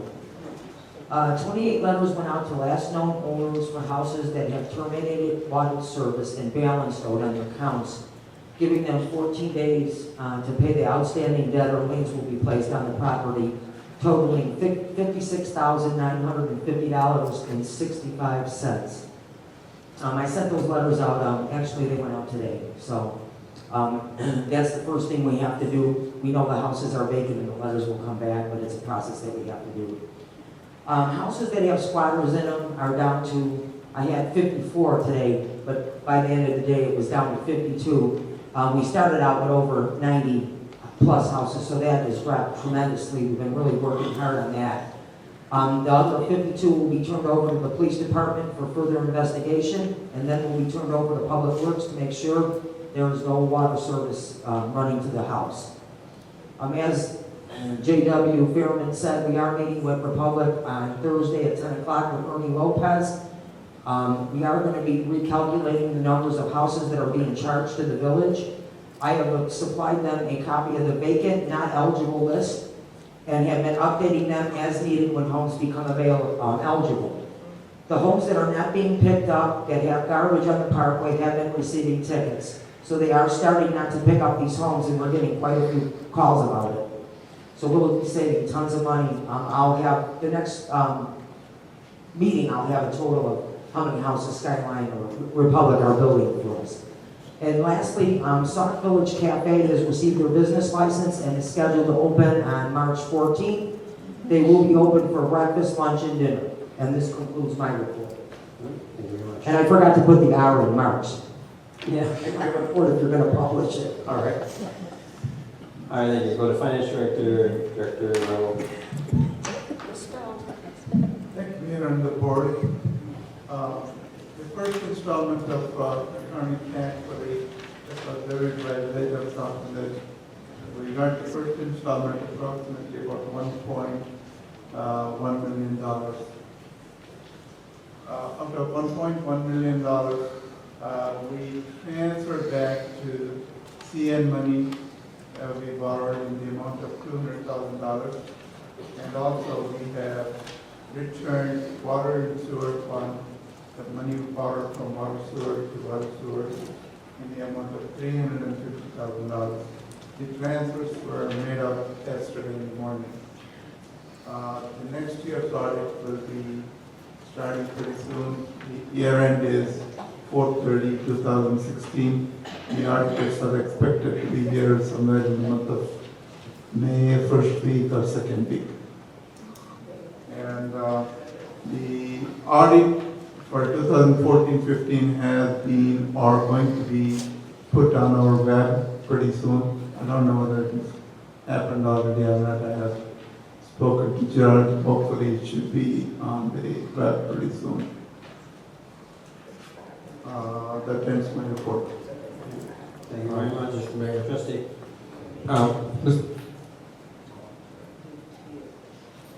Mr. Mohan, Yeah. is it possible that you could get us a letter or a documentation of how much you paid each one of the accounts that we got the money in? You have documentation when we voted out or immediate check or whatever. Sure, I should be able to provide. Yeah, we can have something to, now, I mean, I understand the 1.1 goes for other things, but I'm looking at what money we borrowed from the different accounts that we can put back in. Sure, I will. I will provide it no problem tomorrow morning. Thank you. To everybody. Question, Mr. Mohan, I heard 350,000 went back to the water fund. Water sewer fund, yes. And 200,000 went back to the CN. CN, yes. Do you know offhand what the balances remain to be paid back, even with those? For CN money, there is no balance. Everything has been paid off. For water sewer, we still owe approximately about $973,000 or so. But I can get you back the information tomorrow morning. Okay, thank you very much. Move to Sauk Village Homeland Security Agency. Thank you, Mr. Mayor. Okay. Over the past 2 weeks, our department has responded to 21 calls. We responded to 5 fire alarms, 5 vehicle accidents, 1 gas leak, 1 CO alarm, 4 school patrols, 1 car in the ditch, 1 brush fire, 2 power lines down, and 1 smell of gas. That includes my report, Mr. Mayor. Thank you very much. Move to Human Relations Commission, Commissioner Spratt. Thank you, Mr. Mayor. The Human Relations has got papers back there for you to fill out if you want to go to a diversity dinner. It's not held here, but it's held in several villages. The papers are back there, ages 14 and up. Also, this summer, we're planning to get in the back here for the young teenagers to have a talent show from ages 14 to high school. And what we want to do with this is to bring the young kids back into doing things here in the village that is positive. Not so much to the school board or anything like that. We just want to get a group of kids together to go back there. I talked to 2 young men last night, and I thought they were going to be here today. And they was interested in doing things like that. So this is what we're planning to do from now on with the human relation as far as we are concerned. Also, is that we are trying to get the village involved in. The next time we have a diversity dinner, that we don't have to depend on their help, that we can do it like we did it before and have a year. That's planning for next year. So thank you very much, and that's it, Mike. Thank you, Commissioner. Go to Housing Commission, Commissioner Holcomb. Thank you, Mr. Mayor. The Housing Commission will be meeting in Village Hall this Thursday at 7 p.m. Also, we're accepting letters for a tentative spot on the Housing Commission. That concludes my report. Hey, Mr. Mayor. do we still need to get you on a committee meeting? Pardon? Do we still need to get you on a committee meeting? Have you had, last time you met, you brought your report, you were looking for additional funds, but you were going back to the county to see if they had funds that you were trying to work I some haven't out. got the response back from them yet. Okay, so if you want to get on a committee meeting, please make sure you let me know. If you get a response, we'll make sure we get you on. I'll wait until I get the response before. I had explained that to the village clerk. Once I get a response from the county and state, then I'll ask to speak to them. All right, so I know there's some people asking why I didn't have you on a committee meeting, but last I heard you weren't ready yet. Okay, just. I want to thank Gary for all the assistance you give us on running down additional information on the South Park. And we pulled out some fantastic information that was going to be very, very receiving to us. We're probably going to end up not paying anything for it to find insurance. Thank you. No problem. All right. Move to senior committee report. I have to say, Rose does a great job providing the information, but Rose, I'm not going to read all this. All right, so we'll be here for another half an hour, especially the way I read. But let's go through some of these. March 6th to the 12th marks the 2016 National Consumer Protection Week. According to its official website, this coordinated campaign encourages consumers nationwide to take full advantage of their consumer rights and make better informed decisions. All right, I'm going to get down here to the bottom. Sorry, Rose. We did a lot of work on this one. But let's talk about what's happening here in Sauk Village here. Senior Committee open senior activities, still open every Monday, Tuesday, Thursday, and on Friday. And we have Monday, Tuesday, and Thursday, it's open from 10 o'clock a.m. to 2 p.m. And on Friday, it's open from 12:30 to 3:30. So we're still making sure it's available for the seniors. Next, we have senior sneaker classes. This is, I hate to inform everyone, it's going to be canceled because the instructor is moving out of town. We all know the instructor is upstairs. We are finance director, so we're going to miss Bev and her husband, and we wish them the best. The next is the 8th annual chili cook-off. It's this Saturday. I can't believe it's already March 12th, from 12 o'clock to 3 p.m. Doors open at 11:30. There's going to be line dancing at noon and judging at 12:30. I'm looking forward to that because I get to be one of the judges. And serving will begin at 1 p.m. All the chili you can eat for $3 per bowl. Coffee is provided. Pop and bottled water will be available at the doors. There's a 50-50. And music by the Morgan family. So it's always a great event. You can bring your family out. Let's see, the BP screening and movie Carousel. Monday, March 14th at 12:30 p.m. I don't think we've ever seen that. It's co-sponsored by the McConaughey Library, and it's going to be held at the library. There's light refreshments served, and a brown bag lunch is optional. Bloom Township has the tax preparation by appointment, has chair exercise classes, line dancing classes, township community luncheon, Graceland, I like this, Always Live, Wednesday, March 16th, from 11:30 a.m. to 2 p.m. Tickets deadline is March 9th, which is tomorrow. So, and our next senior committee meeting will be held this Thursday here in the Senior Center at 7 p.m. So, that's your senior updates.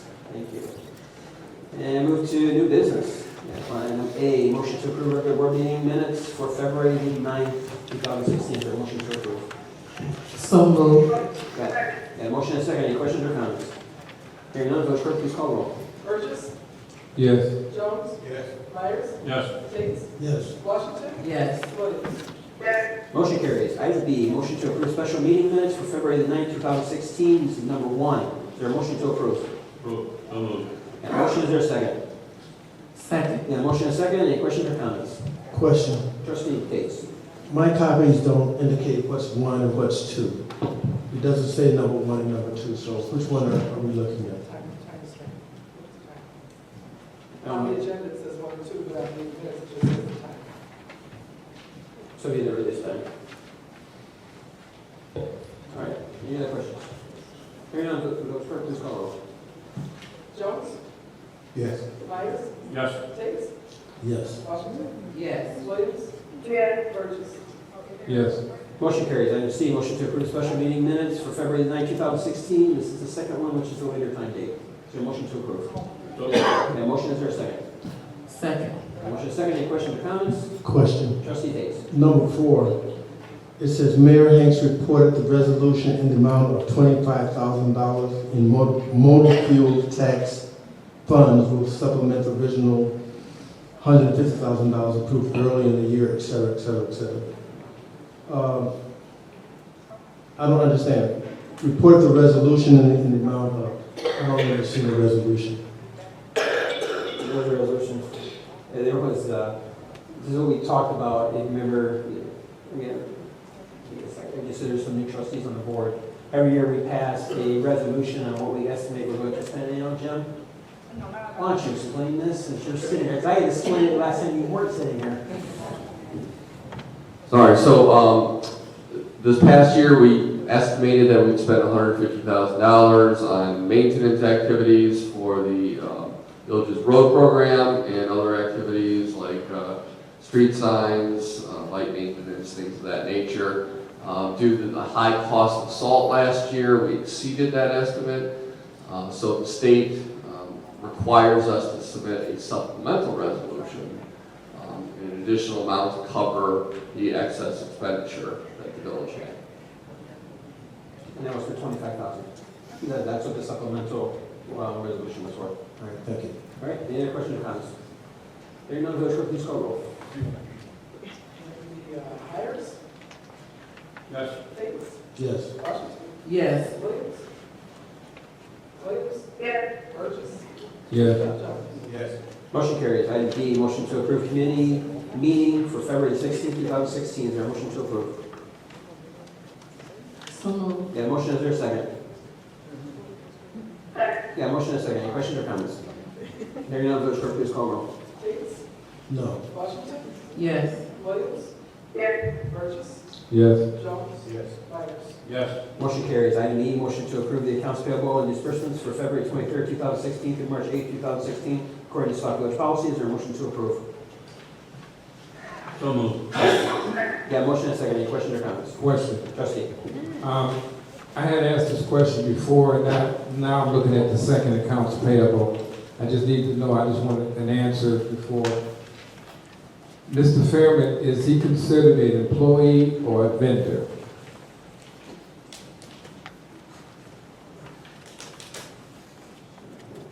Is he considered a... Okay, because we had an immediate check, and that's why I was wondering, because a while back we had an immediate check that was paid to him, and it was Fairman LLC. And I was just wondering if he is a vendor, then he should appear on accounts payable as a vendor like we do our lawyers and our engineering firm. But if he's paid as an employee, I was just wondering, yes, it was an immediate check and it was paid to J.W. Fairman LLC. This was back, think about, before around the end of the year in December. It was an immediate check. That's when we had all those immediate checks, like 16 of them. So I was just wondering, I asked this question before, never got an answer back, so he's paid as an employee. And then we pay him out of our payroll, and also we pay Mr. Reed out of payroll, is that correct? I believe so. I don't know, that's what I'm asking. I'll get the answer. He knows off the top of his head. The village administrator as well as the other part-time contractor, Mr. Reed Paxson, has been paid. We are as a personal contract services. It's not treated as an employee because if we treat them as an employee, the village is obligated to pay all the payroll taxes and also recover or withhold all the payroll taxes that is due from the employee. Therefore, they are not considered as employees, but considered as contractors, personal service contractors, and hence paid by accounts payable check, in the form of accounts payable check. Okay, Mohan, so if that's the case, then Mr. Reed should be listed on the accounts payable. Mr. Reed will also be listed in the accounts payable also moving forward. Okay. But they have been, of course, they have been paid out of accounts payable and listed in accounts payable. Mr. Reed hasn't been listed as the. Yes, both Mr. Fairman as well as Mr. Reed has been paid out of accounts payable and listed in accounts payable. I've only seen it, like I said, one time, and that's the reason why I'm asking this question. I had asked Mr. Fairman the other day, because we had to borrow money from, water fund, and we was asked to okay the money for the water fund. I asked him, was he paid up? In other words, is he considered payroll, or is he considered a vendor? If he's considered a vendor, then he should be where all the vendors are, which would be accounts payable. But if he's considered an employee, quite naturally, he would fall under payroll. Now, you're saying that he falls under payroll, but Mr. Reed falls under, I guess, the outside vendor. If he's an outside vendor, he should be listed as an outside vendor. And that's the reason why I'm asking the question. Yeah. And But you said he's been listed, right? has any other trustee on this board seen Mr. Reed listed as a vendor on the accounts payable? I just asking the question. Has any other trustee seen Mr. Reed listed on the accounts payable for the last 2 months? I have never seen it. Both village administrator as well as Mr. Reed Paxson has been listed in accounts payable. So I guess he's not getting paid this month. For this, because we have already paid for Mr. Fairman as well as Reed as of last payroll. Okay. Well, So moving forward, for both Mr. Fairman as well as Reed, it will appear at the end of the next payroll period on the accounts payable list. I mean, I just wanted to know for record-keeping services and also who we owe. We know we owe the lawyers, we know we owe our engineers. I just wanted to know we owe Mr. Reed and Mr. Fairman money. I'd like to know we owe that too. So, I mean, I'm just trying to get accountability. At the end of March, they will be paid and it will be. Because I haven't seen it, though. I'm not saying that it hasn't been there. It will be. But the payroll, Will be in this- accounts payable I've gotten, I haven't seen it this year. So, just wanted to find out. I will show you. Any other questions or comments? Yes, question. Trustee. On page 3, Mr. Mohan, who is Parks and Playgrounds?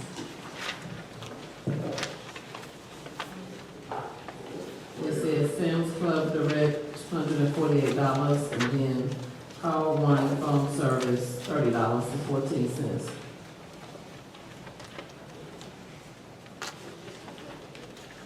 On page 3.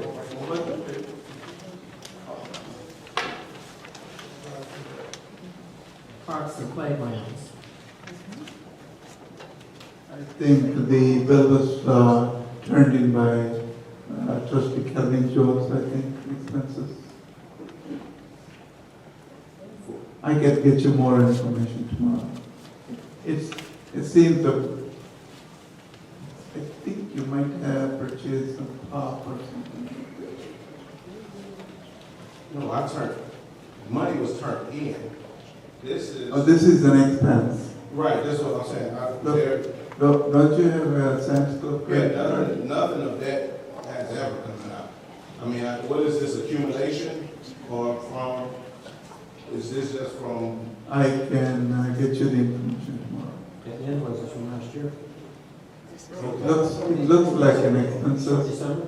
Okay. It looks like a credit card expense, but I can get you the information tomorrow. And that would be the telephone service too. Under Parks and Grounds, call one, telephone service, $30. There's a call one is telephone services that is rendered every month. A portion of telephone charges is allocated to Parks and Recreation. Oh, the phone that's at the community Yes. center? Oh, okay.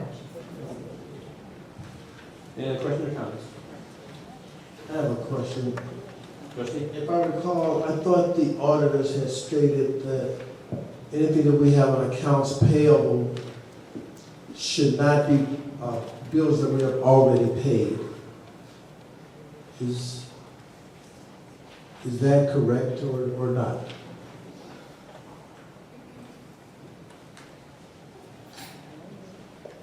Anybody home?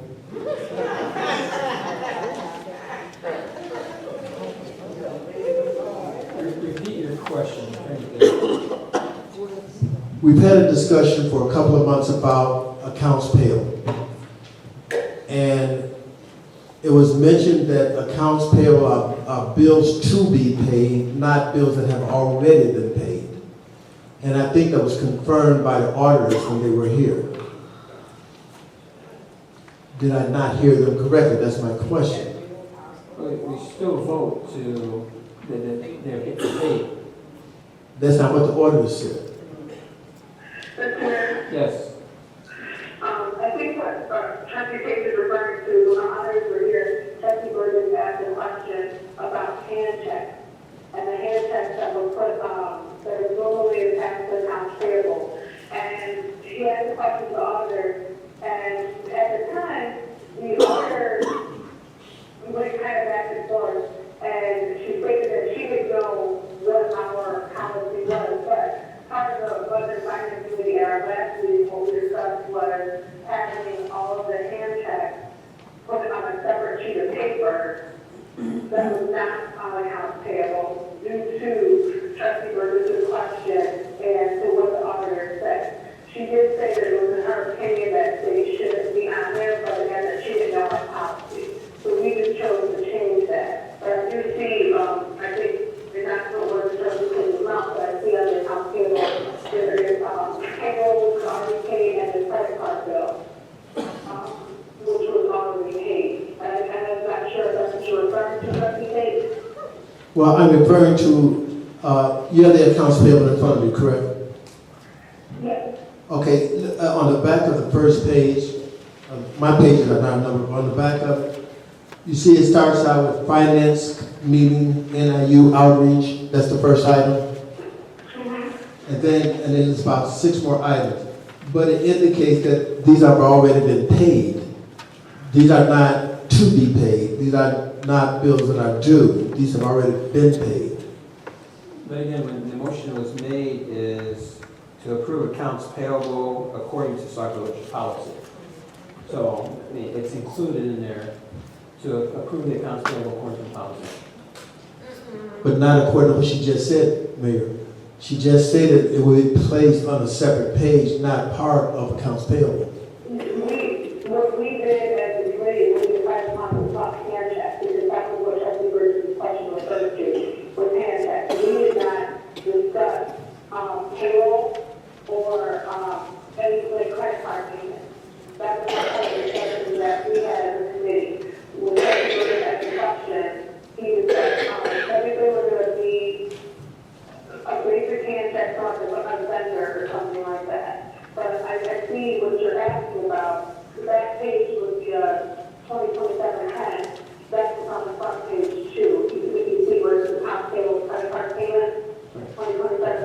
Correct. It's just a broken down version of the back. So, like I said, payroll is a part of the policy. We do discuss payroll in the policy currently, and it does say that it will be on accounts payable, but we do not discuss credit card payments.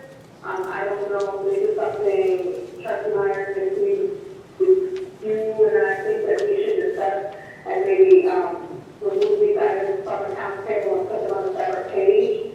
But again, the payroll portion of it is part of the policy, and it does say that it will be on the accounts payable.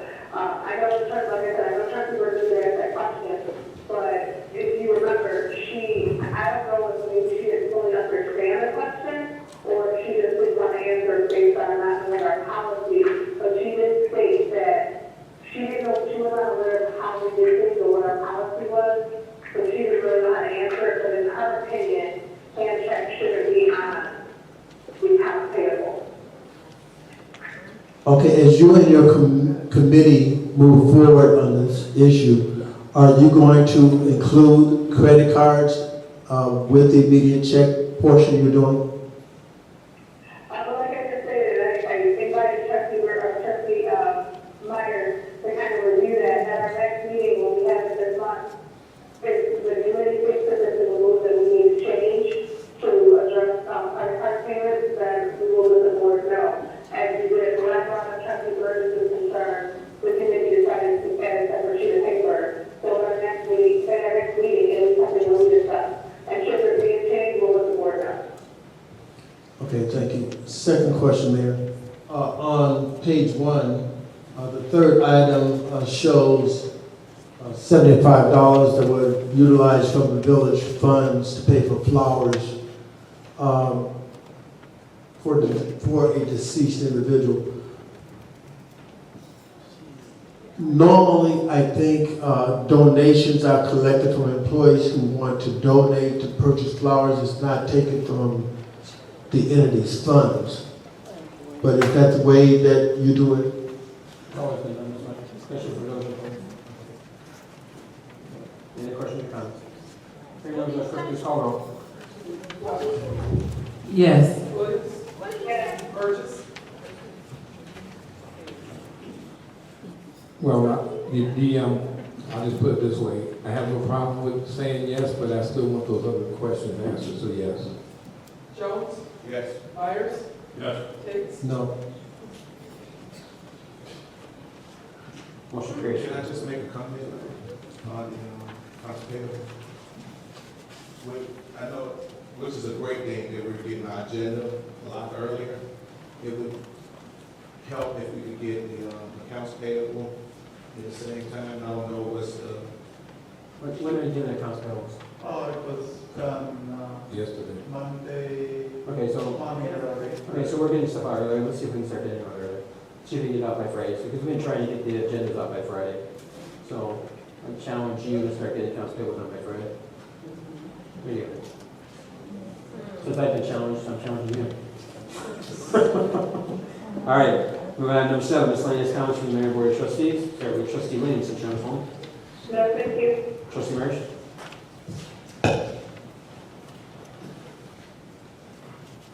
Chief, as soon as you get a chance, I know you've been pretty busy, could you give me the total amount of snow parking tickets that was issued this last major snowfall? That's all I have. Thank you. Trustee Tate. Chief. Chief Kowalski. I have an individual that is willing to repair bicycles. Now, understand that the village, Mr. Weller, I'm not sure if it's in your shop or if it's in the police's shop, there are bicycles somewhere in Sauk Village. And he's willing to repair them, and I guess you could have an auction or something and give them away to kids in the village. You know, that was brought to my attention when I first got here, and I worked with Kevin. They sit in a big trailer over by Public Works. And I have a key, Kevin's got a key. If somebody's willing to do that, you know, let's take this offline. You and I, and Kevin, we could work on this. And I think that would be nice in the springtime for some of the families that can't afford bikes. I would, you know, if we could pony up some money, I'm not opposed to giving them away. All right, I'll get with you offline. Okay, and that'd be perfect. We'll talk about that. In fact, Kevin and I had talked about that in the past. So. Well, maybe I should get involved in it. No.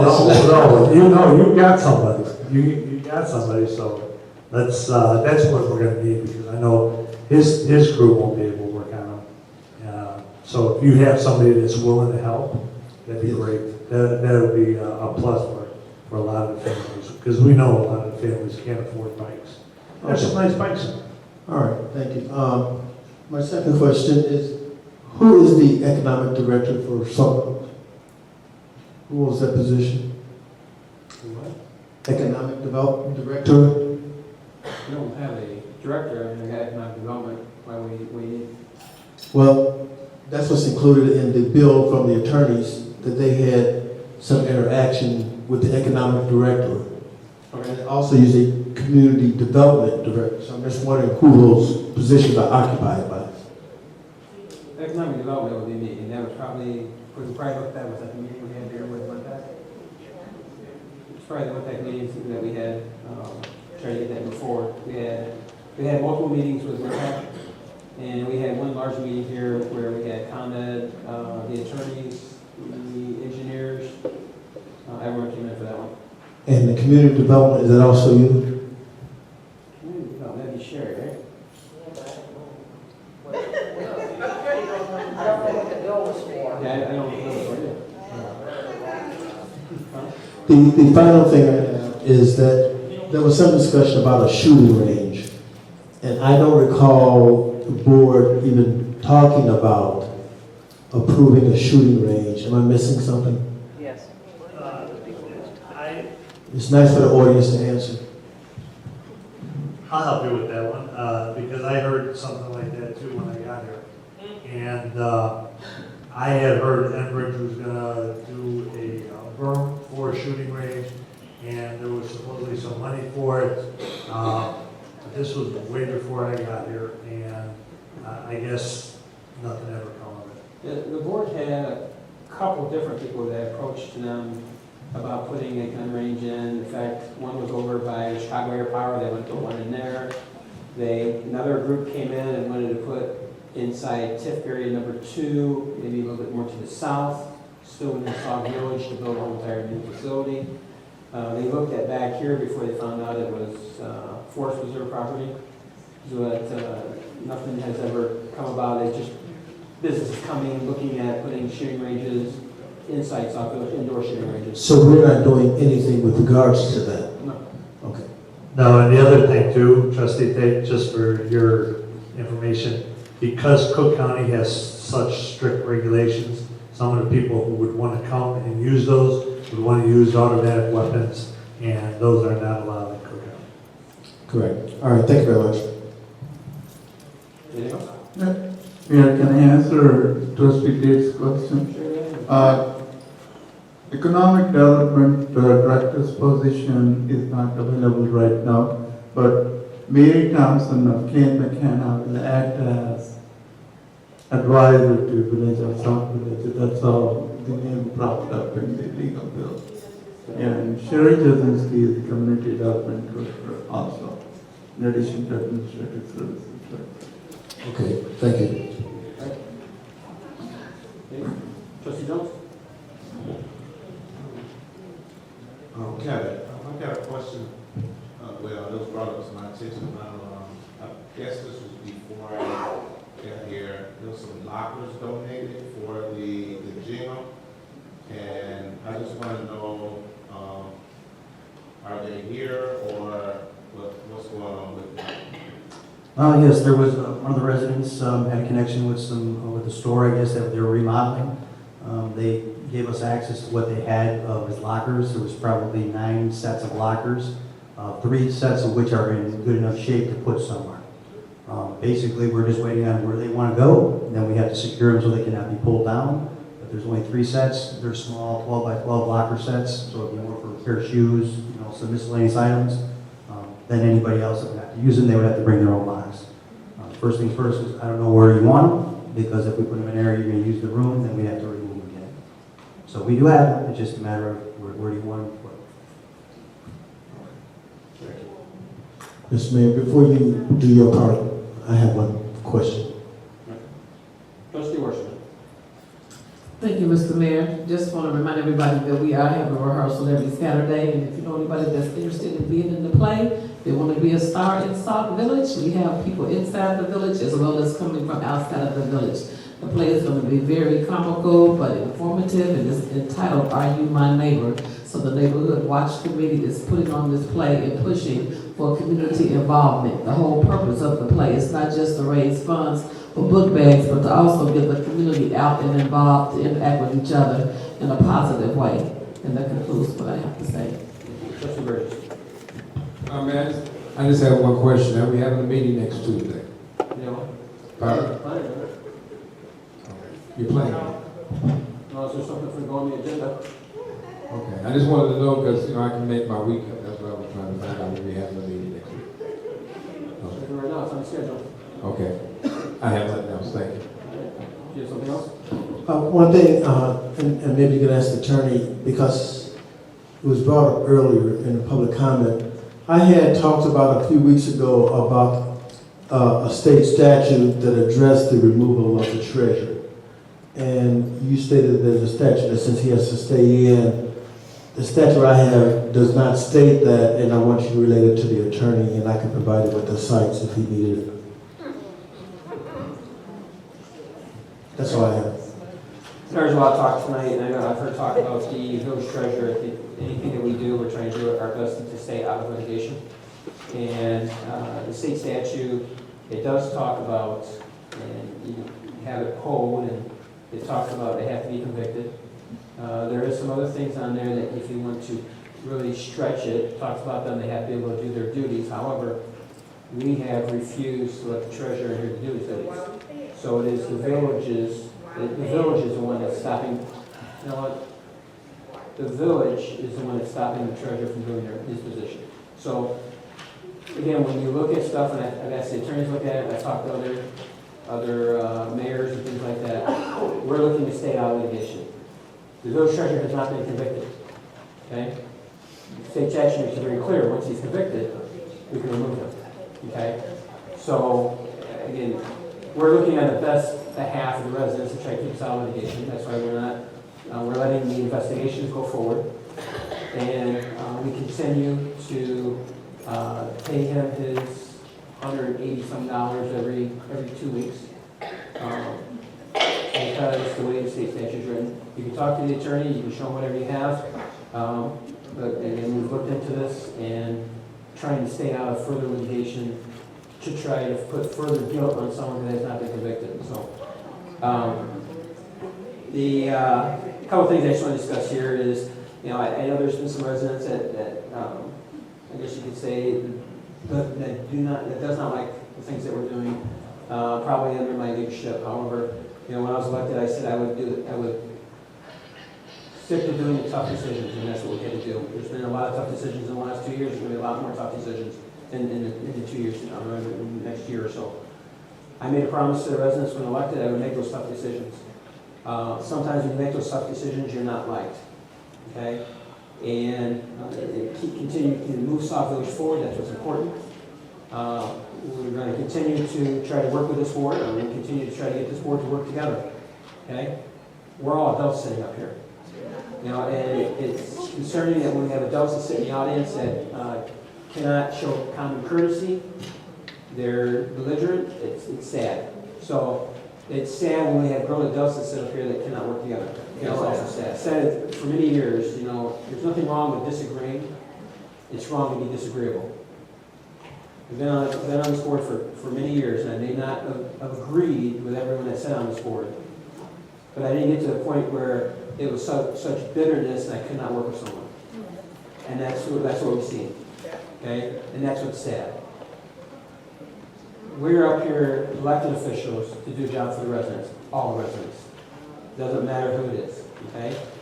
Now, do we come up here and do we plead our case? Yes, we do. We'll sit down here on a committee meeting night, and we'll go back and forth, there's nothing wrong with that. But you know, I look at, as elected officials, we're almost like attorneys. How many times do you see attorneys get in court, and they go back and forth, defense and plaintiff, back and forth, and as they're walking out, you see the lawyer saying, hey, how's your wife and kids doing? Let's make sure we go out and get a cup of coffee someday. You know, that's the way I look at this position. I'm going to plead my case, I'm going to do everything I can, especially when I was a trustee, to try to get a vote across. But when that vote was over, I was able to work with former trustees and other trustees on other matters to continue moving forward. We did not agree on all things, and you know what? That's why we live in America. We don't have to agree on all things. Okay? So, first of all, you know, the tough decisions are hard and you're not liked for making tough decisions, and I knew that. So, but I will continue making tough decisions, and for Sauk Village. And it's proved the tough decisions that we made for the last 3 years, our deficit has reduced. Look at the audits. Last year, we reduced our deficit by over $2 million. Those are tough decisions that we had to make, and we've done it. So you look at the ending balance and you look at the beginning balance. Okay, and the attorneys made very, I'm sorry, the auditors made very clear during the presentation. So this next year, we've already started looking at the budget. This budget's very challenging. It's probably one of the worst budgets I've had to deal with, and I thought last year was a bad budget. Okay? This is probably one of the most challenging budgets I've ever faced in all the years as being an elected official. We see that some of the challenges that face us is down in Springfield. There's uncertainty. Springfield is still without a budget. We don't know what direction, we don't know what funds are going to be coming to those. We rely heavily on those funds. Now, last year's budget was a worst-case scenario. Because we were proactive and did a worst-case scenario budget, we ended the year off pretty good. You know, we don't have any extra money, but you know what? We made it through the year. This next year's budget is going to be a worst-case scenario. I come to this village board, and you know what? It's going to be a worst-case scenario. It's going to be even tighter than it was last year, to be very honest with you. Okay? Now, while you look in the newspaper and you read the news, look at other communities who did not take a worst-case scenario, and they spent money just like they thought it was going to be coming in. You read in the newspaper, University Park is just laying off how many police officers and up to 30 and 40 employees. They're shutting down community-run centers. That's University Park. That's the first one you're hearing about. There's going to be many others. Okay? We're going to do our best to continue providing services for the village residents, but I'll tell you what, our services are ran through volunteers. It's always been that way. It's ran through volunteers and it's ran through donations. We're going to continue going out there. We're going to try our best to continue to put on these events and continue to put on services for the residents, but it's going to be a tight year. You don't have to look very far. Take a look in the news, take a read in your newspaper, you'll find out it's tight everywhere. So as I go through this budget, I'll be presenting it to Trustee Myers and Trustee Williams. I don't have a date, I do not have a timeline because I've got so much. There's a lot of things that affect us this year in this budget. We know that we got pension reform. Okay? This is not something that happened in the last 2 years, no matter what anyone says. All right? This is something that has affected almost every single community in the state of Illinois. The state of Illinois is how many $1 billion in deficit for their pensions. Okay? So don't let anyone tell you that for the last 2 years we've gone down. Okay? So we know that there's changes in pension reform. We know that the state doesn't have a budget yet. We don't know where the state's heading with their budget. You know, I keep on getting pushed out. Last time I talked to our state representatives, they were talking about not having a state budget until January of next year. State of Illinois. Until January of next year, that's what they're looking at. And they're hoping. There's nothing that says they're going to have a budget by January next year. The other thing, too, is remember, as a municipality, we have to pass a balanced budget. So there's a lot of looking into, and I'm going to be going back to the department heads. Department heads have already turned everything into Mohan. Mohan has already put everything down on paper, and I've already put my red pen to it. I'm going back to, I'm going to sit down with every single department head and ask, what do you need and why? And they're going to have to come back and tell me why they need it. We're going to have to figure out how our money's coming in. Okay? Every single budget line item, it's got less money, I think, in it this year than it had last year. Fire department had over $500,000 in their fire fund last year coming in. This year, they only estimate just over $400,000 in the fire fund coming in. So, 478? where last year they had over $500,000 coming. This is projected revenues. So just kind of give you an idea on what we're looking at this next year. So now, so if you can just feel my frustration right now, as the many hours that we're going through this, and then again the hours it's going to take. Next week I already told Mohan, I told JW put a day aside. I'm taking a vacation day. We're going to take the whole entire day to go back through the changes that I'm going to be recommending, and then try and call the department heads in to review those. So I'm taking a personal vacation day just so I can work on this budget. Okay. The other thing too is we've got 2 full weekends this month. If you're not doing anything, come out. Okay, think about this. This next Saturday, first of all, we got to meet the mayor. We're meeting out there in the hallway. I've invited elected officials that are up for election. If they want to come and meet the residents, I don't know if they're going to be coming, but you know, if they come, it gives you a chance to meet them. So we're going to open up again. We'll take questions, we'll take comments from residents, and hopefully we'll see some elected officials coming out, and you can see them and ask questions before voting comes up. Also, the same day, we've got the senior cookout with our senior chili cook-off. We already talked about that. So from 9 to 11, meet the mayor. Then from 12 to 3, we've got the chili cook-off. You get a break, and then it's the last week is March 26th. I think I wrote down the 23rd. I think it's the 26th. The day before Easter. We've got Easter egg hunt here at the Village Hall through the Parks and Recs. And that's going to be from 11 to 2 p.m. And then the Church of God, they're having theirs, the famous Easter egg hunt out there at the Church of God from 1 to 3. And I've got notes here, 20,000 eggs, 100 Easter baskets, drawings for 5 boys and 5 girls bites, and they got free food in their fellowship hall. So there's going to be a full day on the 26th. And lastly, this week, on Saturday or Sunday, however you do it, if you turn your clocks back, we can go forward, don't we? If you turn your clocks forward 1 hour on Saturday before you go to bed, or if you do it Sunday morning when you get up. This Saturday is spring forward, so make sure you mark your calendars and mark your clocks. All right, with that said, ask for a motion to adjourn. So moved. Got a motion, got a second? Got a motion and a second. All in favor, say aye. Meeting adjourned.